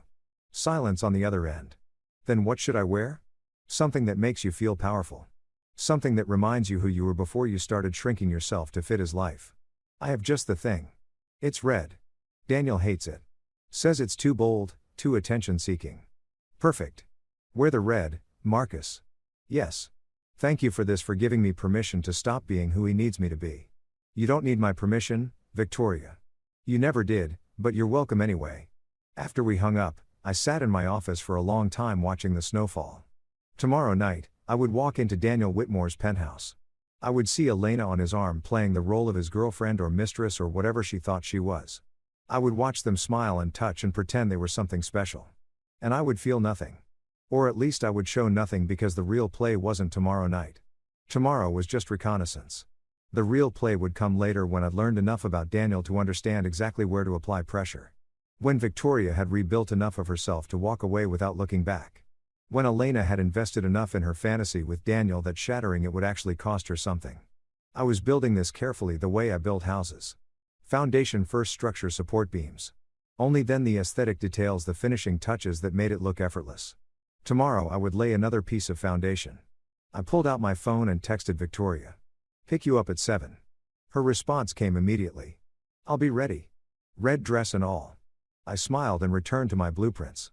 The Connecticut house was coming together beautifully. All light and angles. Spaces that flowed into each other naturally. A house for people who actually loved each other, who wanted to build a life together. I wouldn't have that. My marriage was ending in mediation rooms and divided assets. But I could build something else, something that mattered. I could build the kind of revenge that looked like resurrection. The next evening, I stood in front of my mirror and adjusted my tie charcoal gray silk that Elena had bought me 2 Christmases ago. I'd almost thrown it out in a fit of symbolic purging, but then decided against it. Wearing something she'd given me to the party where I'd meet her lover felt appropriately ironic. My phone buzzed. Victoria, driver's downstairs. Ready when you are. I took one last look at myself. The man in the mirror looked different than the one who'd sat in that restaurant a month ago, hearing his wife ask for a divorce. Leaner, sharper, harder somehow, but in a way that felt earned rather than bitter. This was the new Marcus, the one who planned instead of reacted, who built instead of crumbled. I grabbed my coat and headed down. Victoria was waiting in the car, a black sedan with a driver who knew how to be invisible. She looked stunning. The red dress was a column of silk that hugged her body without being obvious about it. Elegant and bold at the same time. Her hair was down, falling in dark waves past her shoulders. She wore minimal jewelry, just diamond studs and a simple bracelet. She looked like someone who'd remembered how to be powerful. You wore the red, I said, sliding in beside her. I wore the red. She smiled, but I could see nervousness in her eyes. Last chance to back out. Not a chance. The driver pulled into traffic, heading toward Tribeca, toward Daniel Whitmore's penthouse, toward whatever came next. Victoria took my hand, and we sat in silence as the city slid past the windows. 2 people heading into a party where our spouses would be playing, couple with each other. 2 people about to smile and pretend and lay the groundwork for something that would eventually shatter everything. Marcus, Victoria said quietly. Yes. Whatever happens tonight, promise me we'll be honest with each other. No games between us. Save the performance for them. I promise. No games, just truth. She squeezed my hand. Then let's go meet my husband. The car pulled up to a glass tower in Tribeca. All modern angles and expensive views. A doorman opened Victoria's door and we stepped out into the cold December night. Above us, I could see lights blazing from the penthouse floor. The party was already in full swing. I offered Victoria my arm and she took it. Together, we walked into Daniel Whitmore's world. The game had begun. The elevator was all mirrors and brushed steel, rising so smoothly, you couldn't feel the movement. Just the numbers climbing 45, 46, 47, and our reflection multiplying into infinity. Victoria and I side by side, dressed for battle, disguised as celebration. He'll be in the center of everything, Victoria said, watching the numbers climb. Daniel always positions himself where he can see everyone, where everyone has to pass by him at some point. It's strategic, makes people come to him. Control through architecture, I said.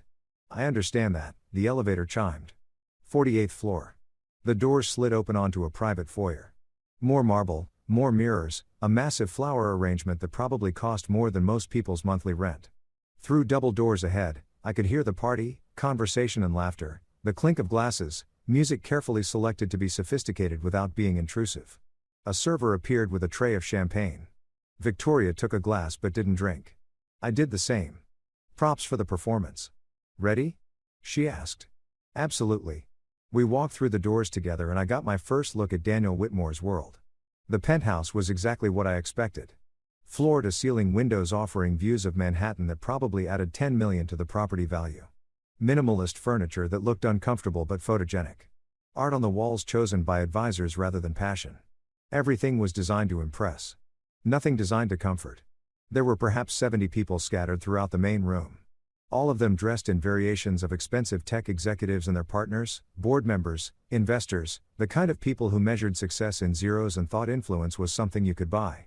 And there, exactly where Victoria said he'd be, standing in the center of it all like a sun around which everyone else orbited, Daniel Whitmore.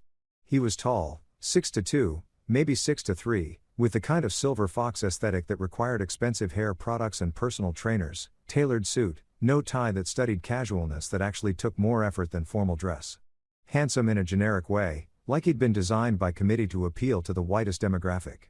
And on his arm, laughing at something he just said, looking radiant and young and utterly comfortable in this world. Elena, my wife, almost ex-wife, the woman who'd shared my bed for 7 years and was now draped on another man like an accessory. She wore emerald green, her signature color, the one that made her eyes look more striking. Her hair was up, exposing the neck I used to kiss. She looked happy. That was the part that caught me. She looked genuinely happy in a way I hadn't seen in months, maybe years. I felt Victoria's hand tighten on my arm. That's her, she said quietly. Your wife? Yes. She's beautiful. Yes. Are you okay? I turned to look at Victoria, at this woman who was trusting me enough to bring me into her home to expose her own pain and solidarity with mine. And I felt something settle. Not calm exactly, more like clarity. I'm perfect, I said. Let's go meet your husband. We moved through the crowd and I watched how people reacted to Victoria. Some nodded with recognition. Others looked curious about her companion. The women evaluated my suit, my watch, trying to place me in their hierarchy. The men assessed me as potential competition or potential irrelevance. Let them wonder. As we approached, Daniel noticed Victoria. His expression shifted surprise, then something calculating, then a smile that didn't quite reach his eyes. Victoria, he said, and his voice was exactly what I expected. Confident, commanding, used to being heard. You came and you brought a guest, Daniel. Victoria's voice had gone cool, professional. This is Marcus Bennett. Marcus, my husband, Daniel Whitmore. I extended my hand. Daniel's handshake was firm, performative. The grip of a man who'd read articles about power dynamics and practiced in mirrors. Marcus Bennett, he said like he was filing the name away. What do you do, Marcus? I'm an architect, residential, primarily, some commercial work. Ah, the single syllable managed to convey both interest and dismissal. Are you involved in the arts? Is that how you know Victoria? We met at a gallery opening. I've always appreciated how architecture and visual art inform each other. Victoria has been generous enough to educate me on the finer points of curation. Daniel's smile tightened almost imperceptibly. He didn't like that the idea of his wife spending time educating another man, even about something as innocent as art, possessiveness disguised as casual interest. How nice, he said, then turning slightly. Elena, come meet Victoria's friend. And there she was, my wife. Close enough that I could smell her perfume different from what she used to wear. Something heavier, muskier, chosen for him, probably. Elena, Daniel said, his hands settling on her lower back with casual ownership. This is Marcus Bennett. He's an architect. Elena's face went absolutely white. I watched it happen in slow motion. Recognition, shock, fear, and then a desperate attempt to smooth her features back into neutrality, but it was too late. Daniel had seen the reaction, even if he didn't understand it yet. Marcus, she said, and her voice came out strained. What a surprise. I smiled. Easy, friendly. Like we were old acquaintances running into each other at a party. Elena, small world. Daniel's eyes narrowed. You two know each other. We've met, I said vaguely, enjoying watching Elena try to calculate the safest response. Professional circles. You know how it is in New York. Everyone's connected somehow. Victoria, bless her, played it perfectly. What a coincidence, though. I suppose in the architecture and design world, paths must cross frequently. Frequently enough, Elena said, still trying to regain her equilibrium. Her eyes were doing complicated mathematics, trying to figure out what I was doing here. How much I knew what I was planning. I let her wonder.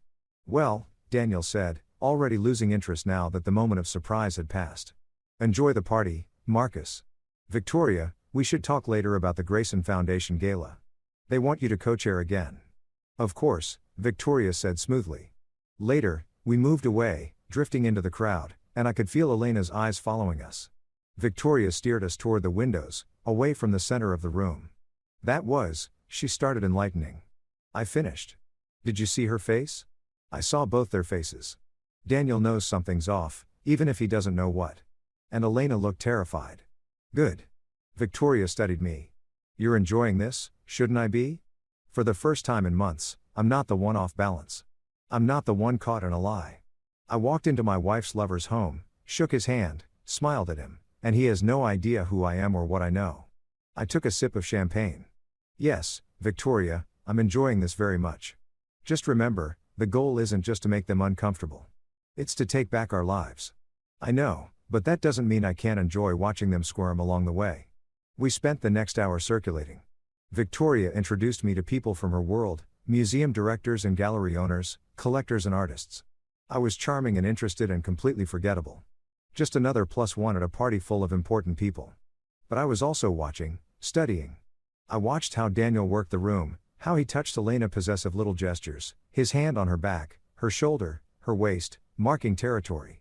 I watched how Elena responded, leaning into him, laughing at his jokes, playing the role of the adoring younger woman who'd won the heart of a powerful man. I watched how Victoria navigated her own party like a stranger in her home. People greeted her politely but briefly, more interested in getting closer to Daniel. She was the CEO's wife, decorative but functionally invisible. And I watched how no one noticed the way Daniel's eyes lingered on a young woman from his marketing department. Or how he took a call and disappeared into his study for 15 minutes. Or how when he returned, Elena looked slightly less confident than before. Cracks, small ones, but visible if you knew where to look. Marcus. I turned to find a man in his 60s. Expensive suit. The kind of weathered handsomeness that suggested yacht clubs and golf courses. He extended his hand. Robert Ashford, Victoria's father. Ah, the Hotel Dynasty patriarch. Victoria had mentioned him in passing. Old money, old values. Deeply disappointed that his daughter had given up her career. Marcus Bennett, sir, pleasure to meet you. You're the architect Victoria's been spending time with. It wasn't a question. We've been to a few gallery openings together. Yes. Robert studied me with shrewd eyes that suggested he'd built his fortune by being underestimated. My daughter seems happier lately. More like herself. I don't suppose you have anything to do with that? I hope so, sir. She's been generous enough to share her knowledge of the art world. It's been illuminating. Has it? He glanced across the room to where Victoria was talking with a museum director. She was brilliant, you know, as a curator. Had a real eye. Could have been one of the greats if she'd stayed with it. She still could be perhaps. He turned back to me. Daniel's having an affair with someone here tonight. Probably multiple someones. I assume you know that. The directness surprised me. I had suspected. And you're still here at his party shaking his hand and drinking his champagne. I believe in understanding the terrain before making any moves. Rushing and angry would be satisfying for about 5 minutes, but building something strategic, something that lasts, that requires patience. Robert smiled. You know, I think I like you, Marcus. My daughter could use someone who thinks strategically. He glanced at his watch. I'm too old for these things. Tell Victoria I said goodbye and that I'd like to have dinner with both of you next week. I want to hear more about these gallery openings you've been attending. He left before I could respond, and I watched him make his way to the elevator.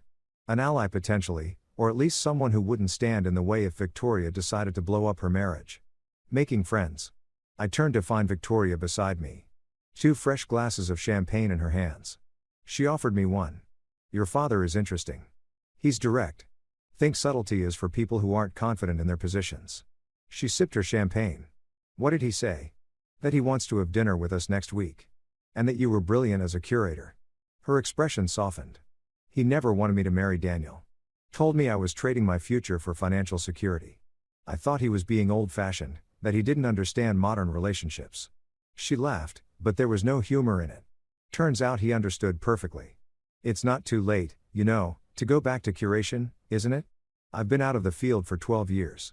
The art world moves fast. I'm probably obsolete. Or you're experienced, mature, you have connections and knowledge that younger curators don't. You just need to remember how to use them. Before she could respond, a commotion near the center of the room drew our attention. Daniel's voice raised slightly above the conversational hum. Absolutely not. I've told you before that project isn't happening. We moved closer. Daniel stood facing Elena, his jaw tight with barely controlled anger. Around them, other guests had gone quiet, pretending not to listen while straining to hear every word. I'm just saying, Elena said, her voice measured but with an edge underneath, that the market research supports expansion into Southeast Asia. If we wait another quarter, I don't pay you to question my decisions, Elena. I pay you to execute them. Daniel's smile was sharp. Or have you forgotten what your actual role is? The condescension in his voice was breathtaking. This was how he spoke to her. Not as a partner, not even as a valued employee, but as someone whose primary function was to agree with him and look good doing it. Elena's face flushed around them. I could see people exchanging glances. This wasn't professional disagreement. This was something more personal, meaner. Of course, Elena said finally, her voice tight. I apologize for overstepping. Good. Daniel's hand went to her waist, possessive and dismissive at the same time. Now smile. People are watching. She smiled. It didn't reach her eyes. Victoria and I exchanged a look. This was the man Elena had destroyed our marriage for. This was the relationship she thought was worth blowing up 7 years of shared history. I need air, Victoria said quietly. Come with me. We made our way to a terrace empty in the December cold, overlooking the city lights. Victoria leaned against the railing and I watched her shoulders shake. Victoria, I'm not crying, she said. I'm laughing. Did you see that? Did you see how he spoke to her? I saw. That's what she left you for. That's what I gave up my career for. Men who see us as accessories, as props in their perfect lives. She turned to me and her eyes were bright, but not with tears, with anger. I want him to hurt Marcus, not just lose me. I want him to actually feel something for once. Even if it's just the humiliation of being left, I understood. The rage underneath her calm, the need for him to understand what he'd thrown away. Then let's make sure he does, I said. But carefully, strategically, we build the foundations first. We make sure when we walk away, we're walking towards something better, not just away from something bad. How long? However long it takes, weeks, months, we do this, right? She nodded. I can wait. I've been waiting 12 years. What's a few more months? Through the glass doors, we could see the party continuing. Daniel holding court. Elena at his side with that brittle smile. All of them playing their roles, maintaining appearances, pretending everything was perfect. We should go back in, Victoria said. Can't have people thinking we're hiding. One more minute. I pulled out my phone and took a photo of the view. The city sprawling below us, lights spreading in every direction. I want to remember this moment when we decided to stop being victims. Victoria moved beside me and I took another photo. Both of us, the city behind us, something determined in our expressions that hadn't been there before. Send me that, she said. I will. We went back inside. The party had shifted. People were starting to leave. The energy winding down. Daniel was saying goodbye to a group of investors. Elena still attached to his side. As we approached to say our goodbyes, Daniel turned to us. Leaving already? I have an early morning, I said. Thank you for having me. Beautiful home. Marcus is designing a house for a couple in Connecticut, Victoria added. Custom work, very innovative use of light and space. Sounds fascinating, Daniel said in a tone that suggested the opposite. His attention had already moved past me to someone else. Victoria, don't forget about the Grayson Gala. I won't. Elena caught my eye as we turned to leave. Her expression was complicated fear, confusion, something that might have been plea. I smiled at her, friendly and empty. Nice to see you again, Elena.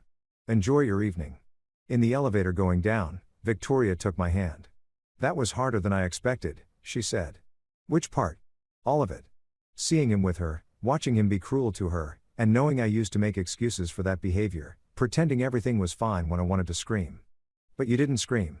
You were perfect, controlled, exactly what we needed. What happens now? Now we build. You start planning your pop-up exhibition.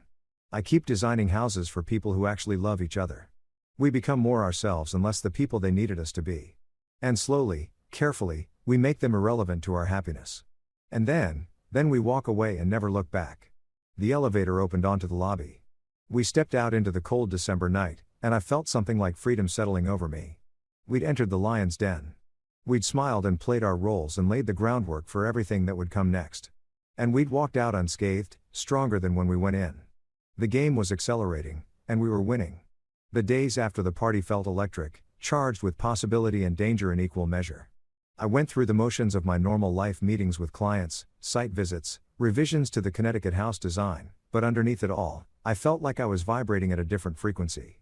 Elena called 3 times the day after the party. I didn't answer. She left voicemails that progressed from confused to angry to something approaching desperate. "Marcus, what the hell were you doing at Daniel's party? Call me back. This is ridiculous. I know you're getting these messages. We need to talk. Please, just please call me. I need to understand what's happening." I deleted each one without responding. Let her wonder. Let her spiral. Let her feel a fraction of the uncertainty she'd put me through. Victoria texted that afternoon. "Elena's been trying to reach me. 5 calls so far. Should I answer?" I replied, "Your choice. But if you do, tell her the truth." We met at a gallery opening and became friends. Nothing more, nothing less. Nothing more. I stared at those 2 words for a long time before responding. "Not yet. But we're building towards something, aren't we?" 3 dots appeared, disappeared, appeared again. Finally, yes, we are. That evening, I was in my home office working on the Connecticut design when my doorbell rang.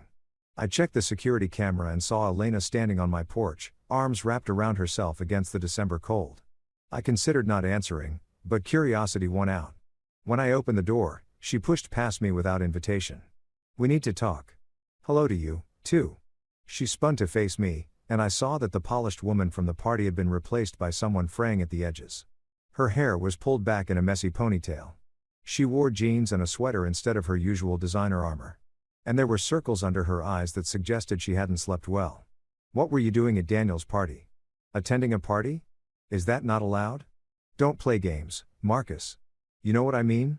How do you even know Victoria Whitmore? We met at an art gallery. Discovered we have similar interests. Started attending exhibitions together. I closed the door and leaned against it. Is that a problem? Yes, it's a problem. She's Daniel's wife and you're Daniel's mistress. Seems like we're all connected now, doesn't it?" Elena's face went white then red. "How long have you known about your affair?" "Since 3 weeks before you had the courage to actually tell me. I came home early from Boston, remember? Found your laptop open with messages from Dee describing in detail how you tasted." She sat down heavily on the couch, our couch, soon to be my couch. "According to the mediation agreement, Jesus Marcus, I save it. I'm not interested in apologies or explanations. What I am interested in is why you're here freaking out about me being friends with Victoria. Because it's weird. It's calculated. You're doing something." I almost laughed. "You mean the way you calculated your affair? The way you scheduled hotel rooms and deleted messages and lied to my face for 4 months? That's different." "How?" "Because she stopped, realizing there was no good answer. Daniel's going to be furious if he finds out you're my husband. Almost ex-husband. And why would he be furious? I thought I was the understanding spouse who didn't matter anymore. You're being deliberately difficult. I'm being honest. Something you might try sometime." I moved to the bar cart and poured myself a scotch. Didn't offer her one. "Tell me something. Elena, does Daniel know you're here? That you're at your husband's house alone at night? I don't have to tell him everything." "Interesting. Does he know you still have keys to this house? That legally half of it's still yours for another 60 days? Her eyes narrowed. "What are you implying?" "Nothing. Just noting that you seem very concerned about Daniel finding out I exist, but not at all concerned about him knowing you're here, which suggests you haven't told him who I am. He knows I was married. He doesn't need to know the details like my name or that I'm friends with his wife." I sat down across from her. "Let me guess. He thinks you were married to someone boring and inconsequential. Someone you left because he couldn't keep up with your ambition. And you've let him think that because the truth that you're still legally married, that your husband is friendly with his wife, that makes things complicated. Stop it." "Stop what?" "Telling the truth. You spent months lying to me, Elena. I'm just returning the favor by being aggressively honest." She stood up, pacing. "Victoria Whitmore is not your friend. You're using her to get to Daniel." "Am I?" Or maybe Victoria and I are two people who were betrayed by our spouses and found comfort and shared experience. Maybe we actually like each other. Maybe not everything is a scheme. I don't believe you. I don't care. I finished my scotch. Is there anything else? Because I have work to do. Elena stared at me and I saw something like recognition in her eyes. You really have changed. The Marcus I married would never be this cold. The Marcus you married was a fool who didn't see. His wife was unhappy. Who accommodated and compromised and made himself smaller so you could shine brighter. That Marcus is gone. Elena, I killed him the night you asked for a divorce. And what are you now? Someone who builds his own life instead of supporting someone else's. Someone who doesn't apologize for taking up space. Someone who's done being invisible. She moved toward the door, then stopped. For what it's worth, I never meant to hurt you, but you did it anyway. Which tells me everything I need to know about what I was worth to you. After she left, I stood at the window and watched her drive away. My phone buzzed. A text from Victoria. Daniel just asked me about you, who you were, how we met, what you do. I told him the truth. He seemed satisfied but suspicious. I replied, good. Let him be suspicious. Let him wonder. It'll make him sloppy. Are you trying to make him jealous? I thought about that. Was I? Did I want Daniel Whitmore to see me as a threat? No. I'm trying to make him uncertain. There's a difference. Jealousy is emotional and predictable. Uncertainty is destabilizing. It makes people make mistakes. Victoria's response came quickly. You're scary when you're strategic. Is that a bad thing? No, it's exactly what I need right now. The following week, I met with Robert Ashford at his club, one of those old money institutions in Midtown, where the leather smelled like cigars and inherited privilege.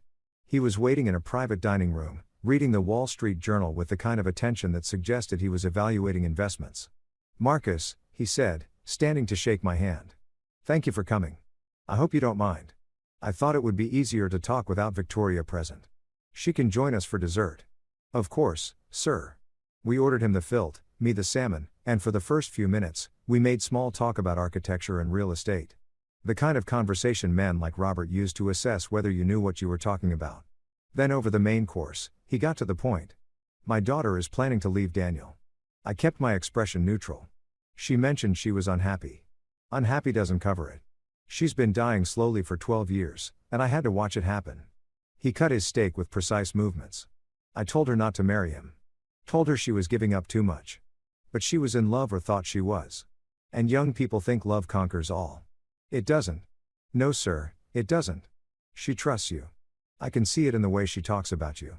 And my daughter doesn't trust easily, especially not after what Daniel's put her through. He looked at me directly. So, I need to know your intentions. The question was so old-fashioned, so patriarchal that I almost laughed. But Robert Ashford was serious, and more importantly, he was a man who could either help or hinder what Victoria and I were building. My intentions are to help her remember who she was before she became Mrs. Daniel Whitmore. To support her in reclaiming her career, her identity, her life, to be someone who actually sees her instead of what she can do for me.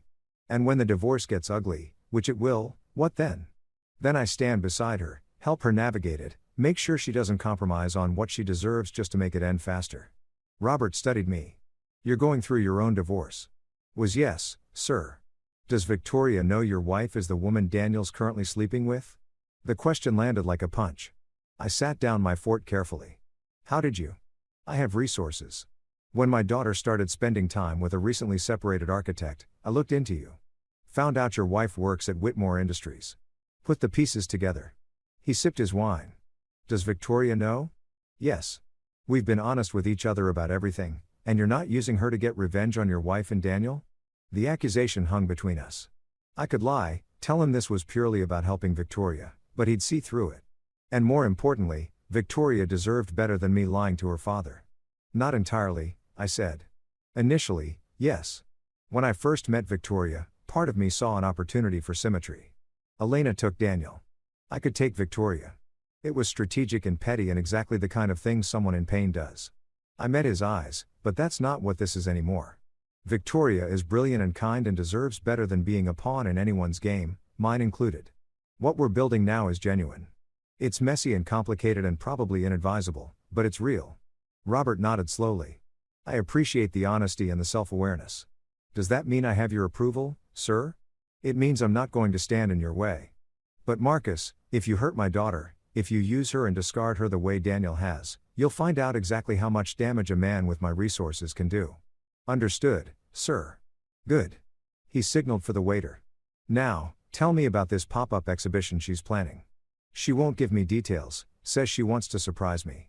I spent the next hour telling Robert about Victoria's plans, the artist she was considering, a young woman from the Bronx who did mixed media installations, exploring themes of displacement and memory, the space she'd found, a former gallery in Chelsea that was between tenants. The way her eyes lit up when she talked about it, how she became more herself with every decision she made. She's coming back to life, Robert said quietly. I haven't seen her this animated in years. She's remembering who she is, what she's capable of. Thanks to you, thanks to her. I'm just making space for it to happen. Victoria arrived as we were finishing coffee. She looked between us, trying to read the room. Should I be worried that you two had dinner without me? Your father was just threatening to destroy me if I hurt you. I said, standard father-daughter protocol. Robert laughed. I like him, Vicky. He's honest. Bit too clever for his own good, but honest. We spent another hour together, the three of us, and I watched Victoria interact with her father. The way she softened around him, let her guard down. The way he looked at her with a mixture of pride and regret. Pride in who she was.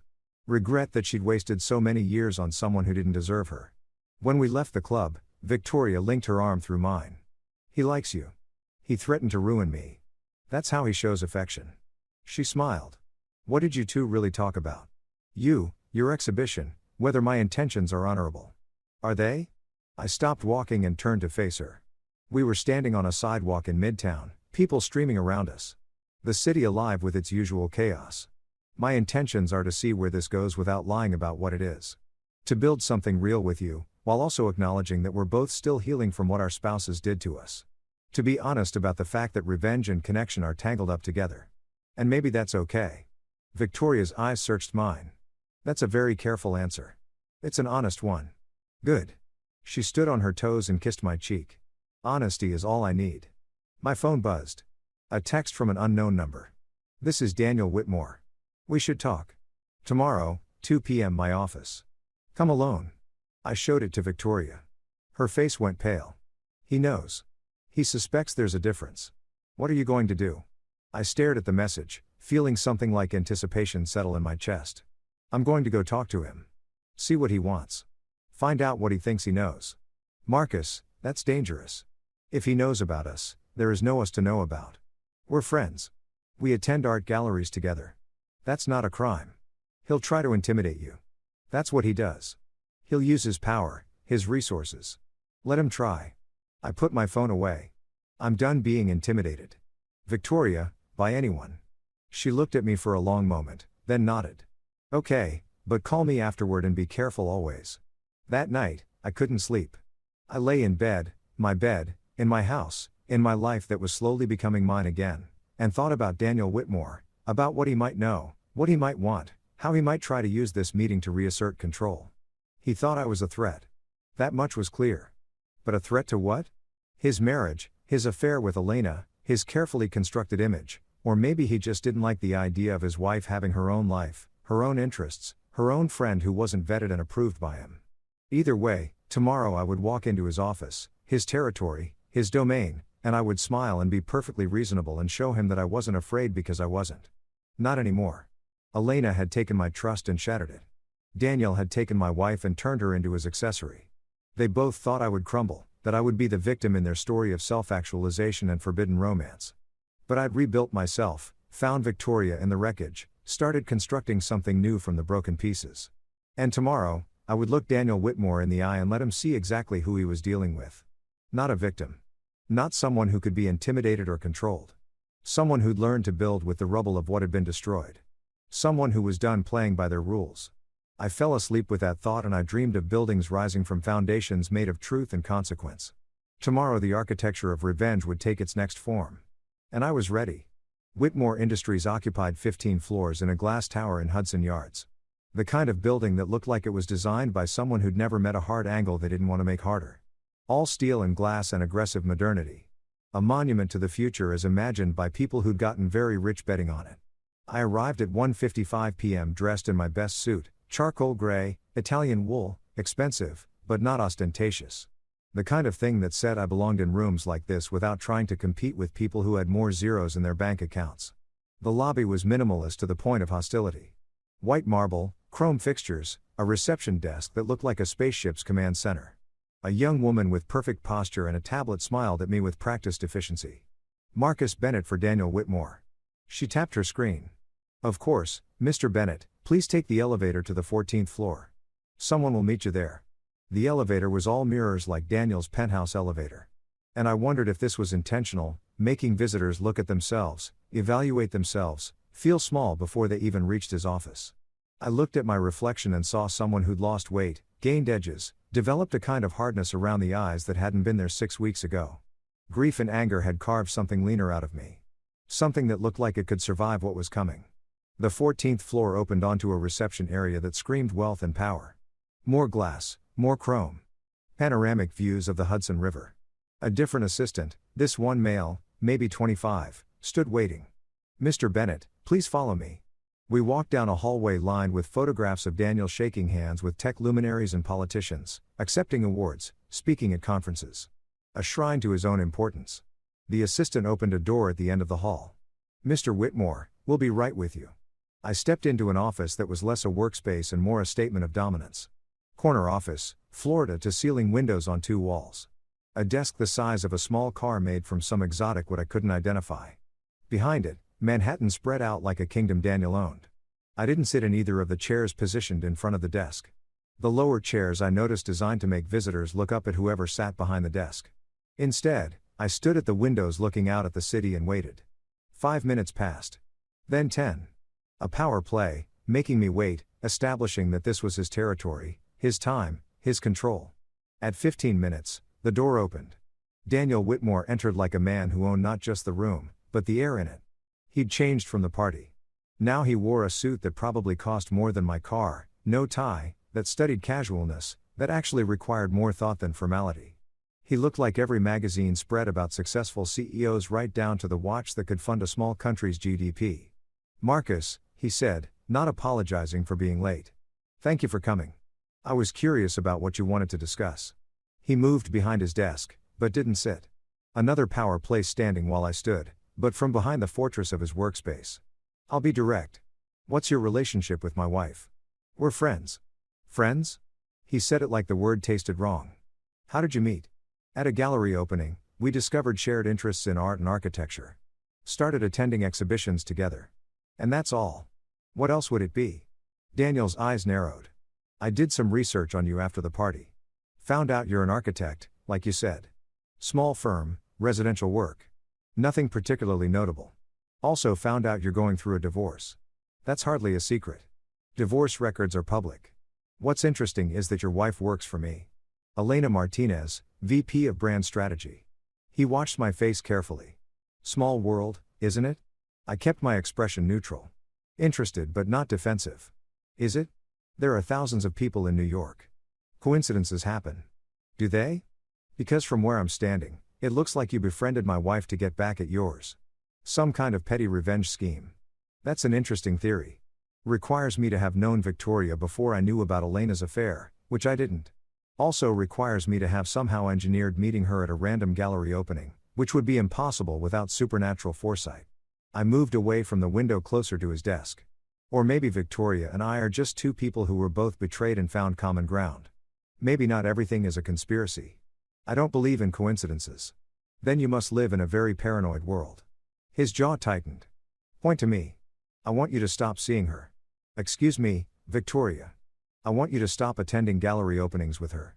Stop these little coffee dates or whatever you're doing. And the friendship. I almost laughed. You're asking me to stop being friends with your wife? I'm not asking. No. What are you doing then? Threatening because I'm curious what leverage you think you have over me, Mr. Whitmore. I don't work for you. I don't need anything from you. And last I checked, your wife is an adult woman capable of choosing her own friends. Everyone needs something, Marcus. Everyone has pressure points. He opened a folder on his desk. You have a firm, small, like I said, but it's yours. You've got 3 projects in development right now. One's with a developer who happens to use my company's software for project management. Another's with a couple whose husband works in finance. I know people in that world. Word gets around about architects who are difficult to work with, who miss deadlines, who create problems. Are you threatening my business? I'm pointing out that New York is a small town in a lot of ways. Reputations matter. And if someone wanted to make life difficult for a small architectural firm, it wouldn't be hard. I looked at him, really looked at him, and I saw what Victoria had been living with for 12 years. A man who wielded power like a weapon. Who couldn't imagine a world where people didn't bend to his will, who thought money and influence could control everything, including his wife's friendships. Let me tell you what I see, Daniel, I said, keeping my voice calm. I see a man who's so insecure about his wife having her own life that he threatens her friends. A man who's having multiple affairs, but can't stand the idea of his wife talking to another man. A man who's built his entire sense of self on control. And now he's panicking because something's slipping through his fingers. His face went red. You have no idea what you're talking about, don't I? I know you're sleeping with my wife. I know you've been sleeping with her for months. While pretending to be a devoted husband, I know Victoria is aware of it. All of it.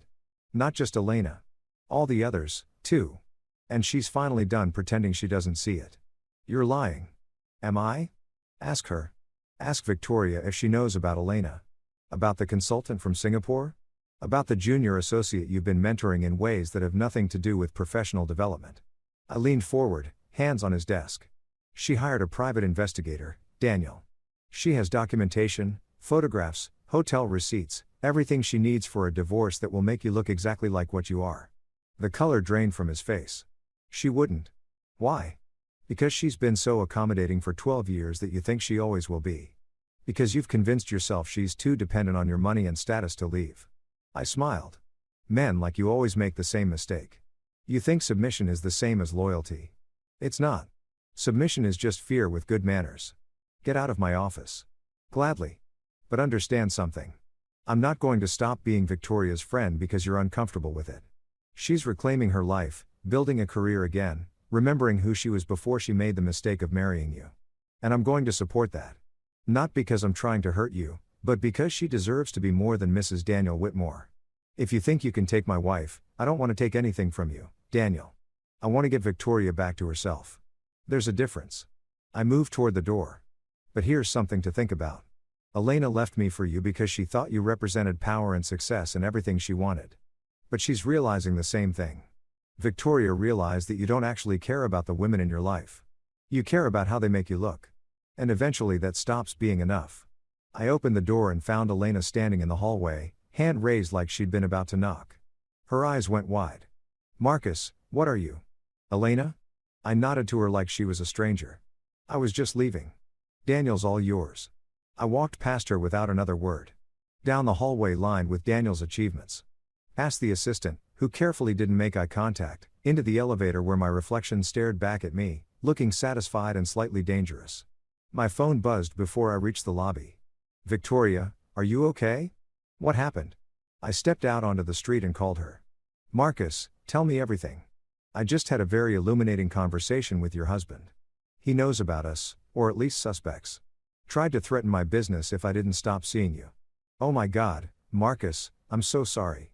I never meant for you to. Victoria, stop. This isn't your fault. And frankly, it was worth it to see his face when I told him you knew about all his affairs and had hired a pie. Silence. Then you told him that. Was I not supposed to? No, I hadn't planned to tell him I knew. Not yet. I wanted to build my exhibition first, get my career restarted.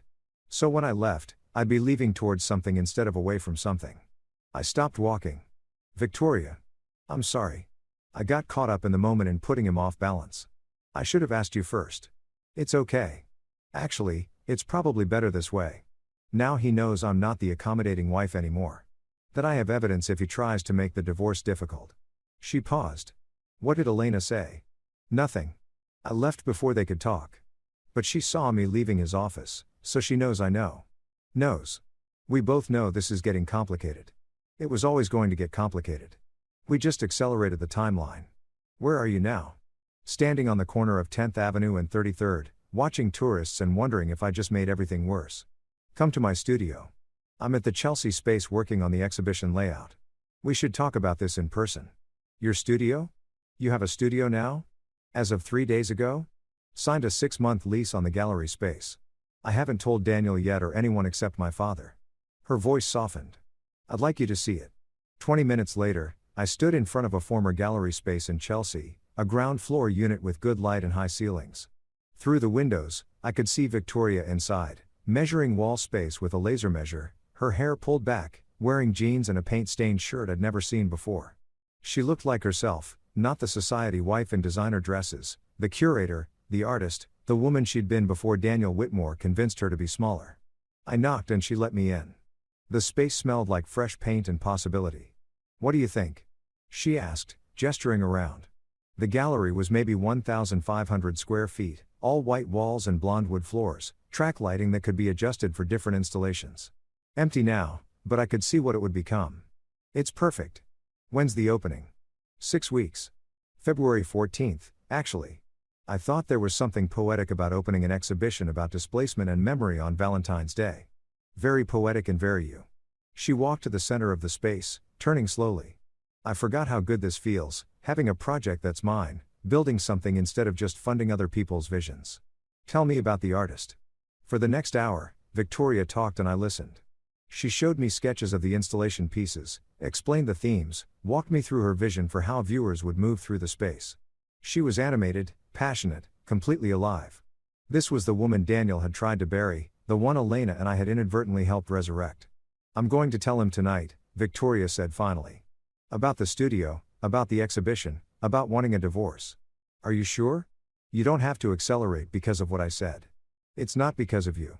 It's because I'm done waiting for the perfect moment. There is no perfect moment. There's just now and I'm ready. What do you need from me? Be available tonight. In case I need to talk after or in case it goes badly and I need somewhere to go. Of course. Whatever you need. She moved closer and I could smell turpentine and perfume. Work and elegance mixed together. Thank you for this, for seeing me, for giving me permission to be myself again. You never needed my permission.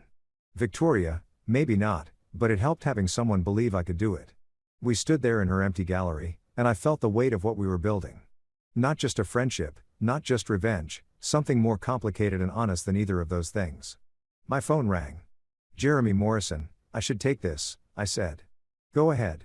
I need to finish measurements anyway. I answered. Jeremy, Marcus, we have a problem. Elena's lawyer just filed an emergency motion claiming you're harassing her client and demanding supervised mediation. What? That's insane. I haven't contacted Elena at all.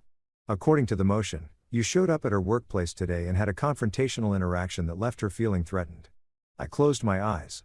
Daniel's office. Elena in the hallway. This was Daniel's doing. Using Elena's lawyers to create leverage to punish me for not backing down. Jeremy, I was there to meet with her boss about an unrelated matter. I barely spoke to her. Can you prove that? The boss can Daniel Whitmore, though I doubt he'll volunteer to help me. This is getting messy, Marcus. I know, but I'm not backing down. After I hung up, Victoria was watching me. Trouble? Elena's lawyers claiming I'm harassing her. Daniel's trying to create leverage because you won't stay away from me. Exactly. She came and took my hand. Is this worth it? Fighting him, dealing with all this drama. I looked at her, at this woman who was rebuilding herself, who was brave enough to reclaim her life, even though it meant war with a man who had more money and power than both of us combined. And I knew the answer. Yes. Absolutely yes. Even if it costs you. Especially if it costs me. Because that means I'm building something that matters instead of protecting something that's already dead. Victoria smiled. Okay, then let's burn it all down and build something better in the ashes. Poetic. I'm a curator. Poetry is in the job description. That night, I waited by my phone. Victoria texted at 9 p.m. told him everything. He's furious. Threatened to destroy the exhibition, cut me off financially, ruin my reputation. I told him to do his worst. Currently at my father's penthouse. Feel strangely calm, I replied. Proud of you. That took courage or madness. Hard to tell the difference sometimes. Either way, you did it. You're free. Not yet. But I'm getting there. I sat in my house, my empty, soon to be actually mine house, and felt something like hope. Victoria was free or getting there. I was free. Legally divorced in another 60 days. And Daniel and Elena were probably in his penthouse right now, trying to figure out how their perfect affair had suddenly become very complicated. The game had changed. The stakes were higher, but I was ready. We were both ready. The emergency mediation session was scheduled for 3 days after Victoria told Daniel she wanted a divorce. I sat in the same gray conference room where we divided our assets the first time, but the atmosphere was different now. Charged, hostile. Elena sat across from me with Patricia Winters, and for the first time since this all began, she looked uncertain. Not the confident VP who'd asked for a divorce over Ricedo. Not the woman who draped herself on Daniel's arm at his party. She looked rattled.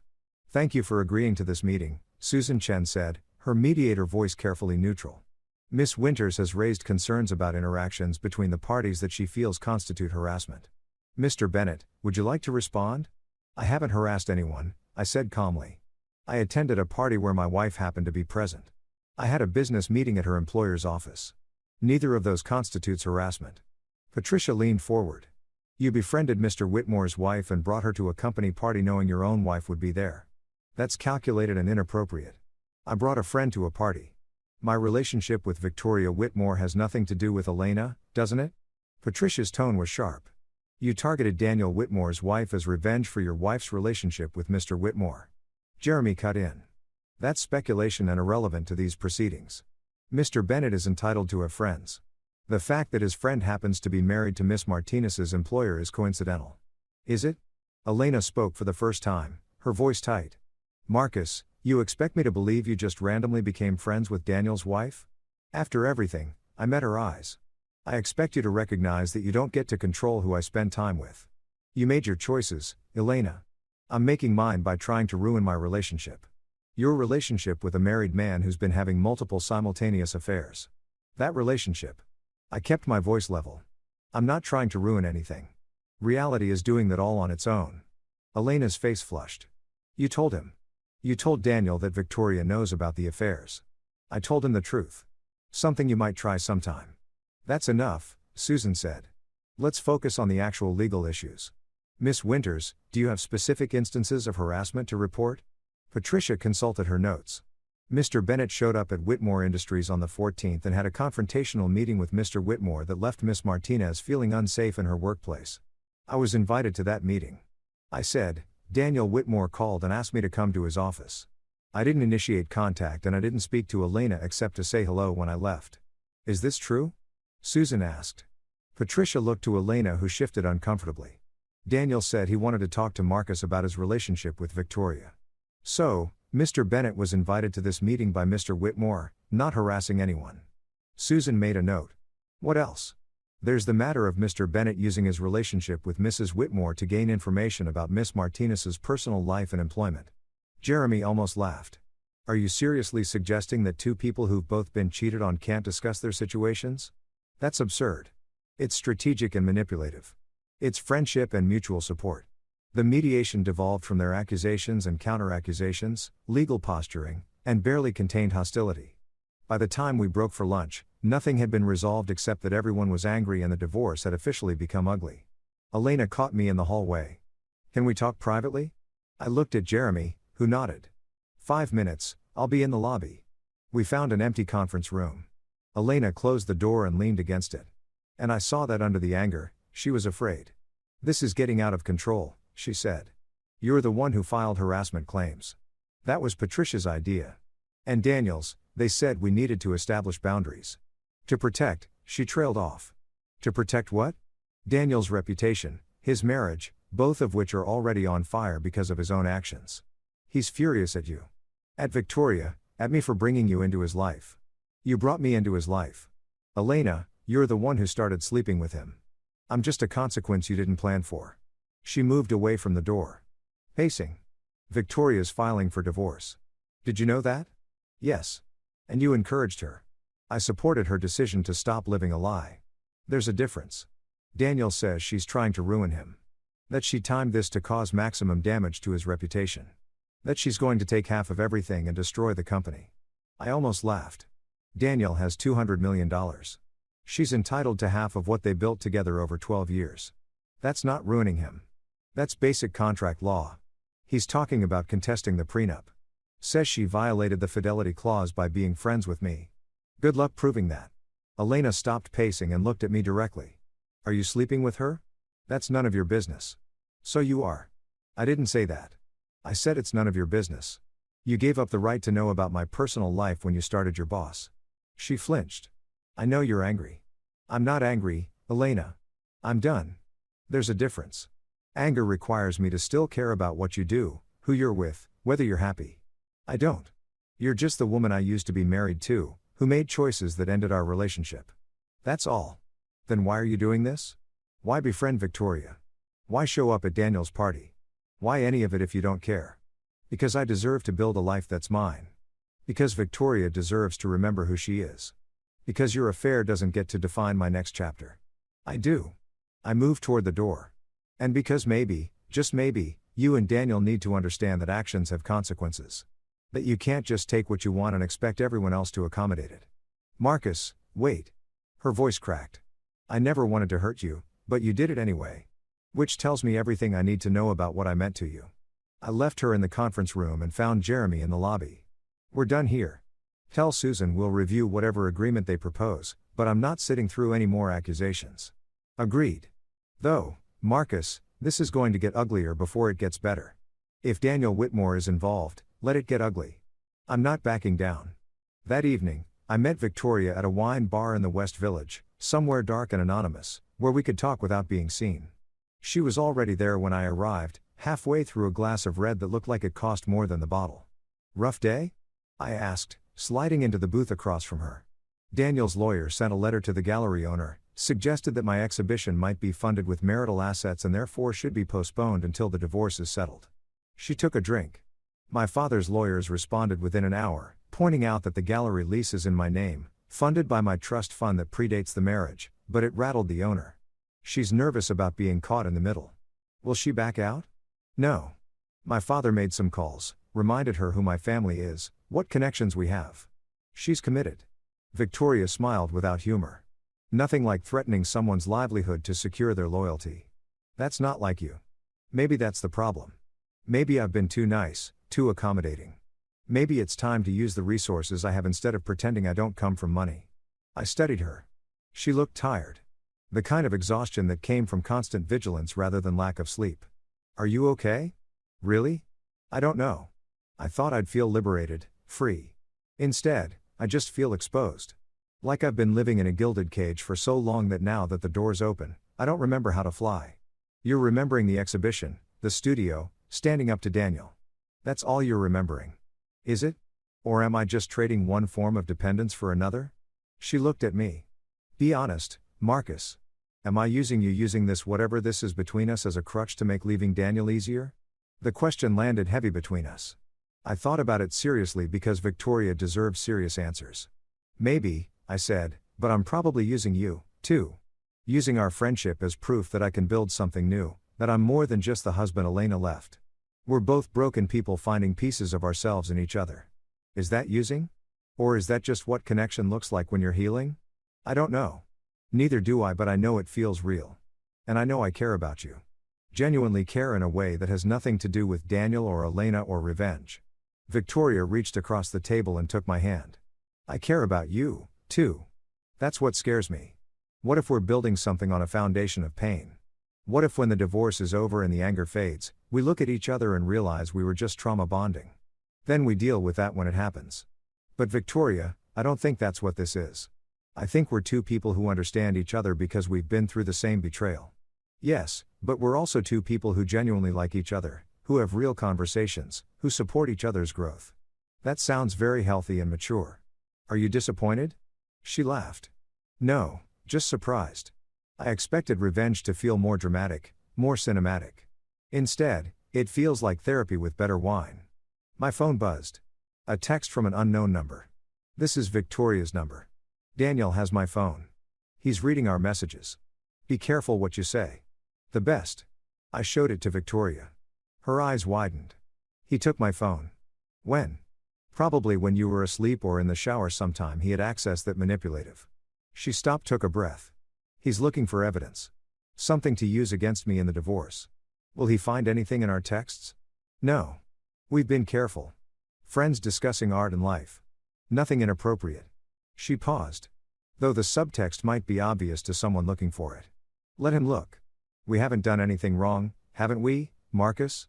We're planning to destroy our spouse's relationship. We're supporting each other through divorces that are at least partially motivated by revenge. That's not exactly innocent. It's not illegal either, and it's definitely not inappropriate compared to what they've been doing. Victoria pulled out a laptop from her bag. I hadn't noticed she'd brought it. I need to show you something. The pie I hired sent me the full report yesterday. She opened a folder of photographs, Daniel at hotels with different women, credit card receipts, calendar entries that didn't match his claimed locations. But what caught my attention was a series of emails between Daniel and Elena. Read this one, Victoria said, pointing to a message dated 3 weeks ago from Daniel Whitmore. 2. Elena Martinez. Subject: Re-concerns. Elena: Victoria suspects nothing. She's too absorbed in her charity work to notice I'm barely home. As for your husband, he's a non-issue small-time architect with no connections, no leverage. Even if he knew, what's he going to do? Stop worrying. Everything is under control.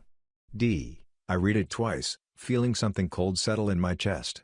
Not hurt, I was past hurt, but anger. Not the hot, reactive kind. The cold, calculated kind that built plans. Non-issue, I said. Good to know what he thinks of me. There's more. Victoria clicked to another email from Elena Martinez to Daniel Whitmore. Subject: Re-concerns. I know you're right. It's just hard sometimes pretending. Marcus is being so reasonable about everything. And I feel guilty, like I should tell him the truth about us being serious, not just an affair. But you're right. Better to wait until my divorce is final. Less complicated. I love you. Victoria watched me read it. She loves him or thinks she does. She loves the idea of him. The power, the status, the upgrade from her boring architect husband. I closed the laptop. But Daniel doesn't love her. Look at how he talks about her. She's a concern to be managed, not a partner. They're using each other. Exactly. Elena thinks she's won some prize. Daniel thinks he's acquired a younger model. Neither of them sees the truth, which is that they're both fundamentally selfish people who mistake attraction for connection. They'll implode eventually. We don't even have to do anything. Victoria poured herself more wine. Then why does it still hurt? Why do I still care that my husband of 12 years refers to me as too absorbed in charity work to notice his affairs? Like I'm stupid, oblivious. Because you loved him once or loved who you thought he was. And it hurts to realize you were wrong about someone you trusted with your life. Did you love Elena? Really love her? I thought about it. I loved who she was when we met. Ambitious, brilliant, hungry for more than what she had. I loved being the person who supported that hunger. But did I love who she became? The woman who scheduled affairs in her calendar and deleted messages? I don't think so. I think I love the idea of our marriage more than I love the actual person she was. That's sad. It's honest. And maybe that's why this us, whatever this is, feels different. We're not in love with ideas. We're in love with truth. Victoria's hand tightened on mine. Are we in love? The question hung there. Dangerous and electric. Were we? Was this love or was it need? Healing or harm? Connection or convenient? I don't know. I said, but I know I care about you. I know I think about you constantly. I know I want you to succeed, to be happy, to remember who you are. If that's love, then yes. If it's something else, I'm okay with that, too. Marcus, my phone rang. Jeremy Morrison. I should take this. Go ahead, I answered. Jeremy, the divorce is final. Judge signed off this afternoon. You're legally unmarried as of 4:00 p.m. today. I looked at Victoria and something shifted in my chest. I'm divorced. Congratulations or condolences, whichever feels more appropriate. Jeremy paused. There's one more thing. Elena's lawyers filed a response to our settlement agreement. She's contesting the division of the Vermont property. Says she has stronger emotional attachment than initially claimed. Of course she is. Let her have it. I don't care about the property. You sure? It's worth close to $500,000. I'm sure. I want to be done. Jeremy, completely done. No strings, no shared assets, nothing that keeps me tied to her. Understood. I'll file the acceptance tomorrow. After I hung up, Victoria was watching me. You're free legally? Yes. How does it feel? Like standing at the edge of something. I could fall or I could fly. Not sure which yet. Victoria stood up and held out her hand. Let's find out. Where are we going? My studio. I want to show you the final layout for the exhibition. And I want to kiss you without wondering if we're crossing some line. My heart kicked. Victoria, we're both single now. Both free. Both building new lives. If we want to see where this goes, we can. No guilt, no betrayal, just us. I took her hand and stood. Just us. We left the wine bar and walked through the West Village. Two people who'd been broken by the same betrayal, finding each other in the wreckage. The night was cold, but I barely felt it. We were free, both of us. And whatever came next, love or healing, revenge or resurrection, we'd face it together. 3 months later, I stood in front of my mirror adjusting the same charcoal tie Elena had bought me, preparing for the moment I'd been building toward since that first bourbon with Victoria. Whitmore Industries Spring Gala, the company's biggest event of the year, and I was attending as Victoria Ashford's date, not Victoria Whitmore anymore. The divorce had been finalized 2 weeks ago, brutal in public, with Daniel forced to write a check for $85 million and watch his carefully constructed image crumble in the business press. Victoria's exhibition had been a triumph. Critics called it a resurrection of curatorial vision and the return of a major voice in contemporary art. She'd been offered positions at 3 museums. She'd turned them all down to start her own independent curatorial practice. She was in every sense herself again. My phone buzzed. Victoria, ready? Almost. You wearing the red dress? Daniel hates it. I smiled. Perfect. We arrived together and I watched heads turn as we entered. Victoria in red, stunning and confident. Me in my suit. No longer invisible. No longer the accommodating husband who made himself small. Daniel stood in his usual spot, center of the room. But something had shifted. People weren't orbiting him the way they used to. The divorce had damaged him, not financially. He had money to spare, but reputationally. The affairs had gone public. The business press had questions about his judgment. And on his arm, looking less radiant than she had 3 months ago. Elena, she saw us first. I watched the recognition, the fear, the complicated mathematics of seeing your ex-husband with your ex-lover's ex-wife. Then Daniel turned. Our eyes met across the room. I took Victoria's hand and walked straight toward them. Daniel, Victoria said, her voice pleasant and cold. Elena, what a surprise, Victoria. Daniel's voice was tight. Marcus, congratulations on the gala, I said. Beautiful event. Elena looked between us, trying to find safe ground. You two look happy. We are, Victoria said simply. Marcus, let me introduce you to some people. We moved through the party and I felt Daniel's eyes following us. Victoria introduced me to board members and investors and I was charming and professional and completely unbothered because that was the revenge. Not destroying Daniel. He'd done that himself. Not winning Elena back. I didn't want her. The revenge was standing in his territory with his ex-wife on my arm. Proving that I'd built something better from the ashes of what he'd destroyed. Later, Victoria and I stood at the bar. Daniel approached alone. Victoria, he said. Can we talk? We have nothing to discuss. Please 5 minutes. She looked at me. I nodded. I'll be here.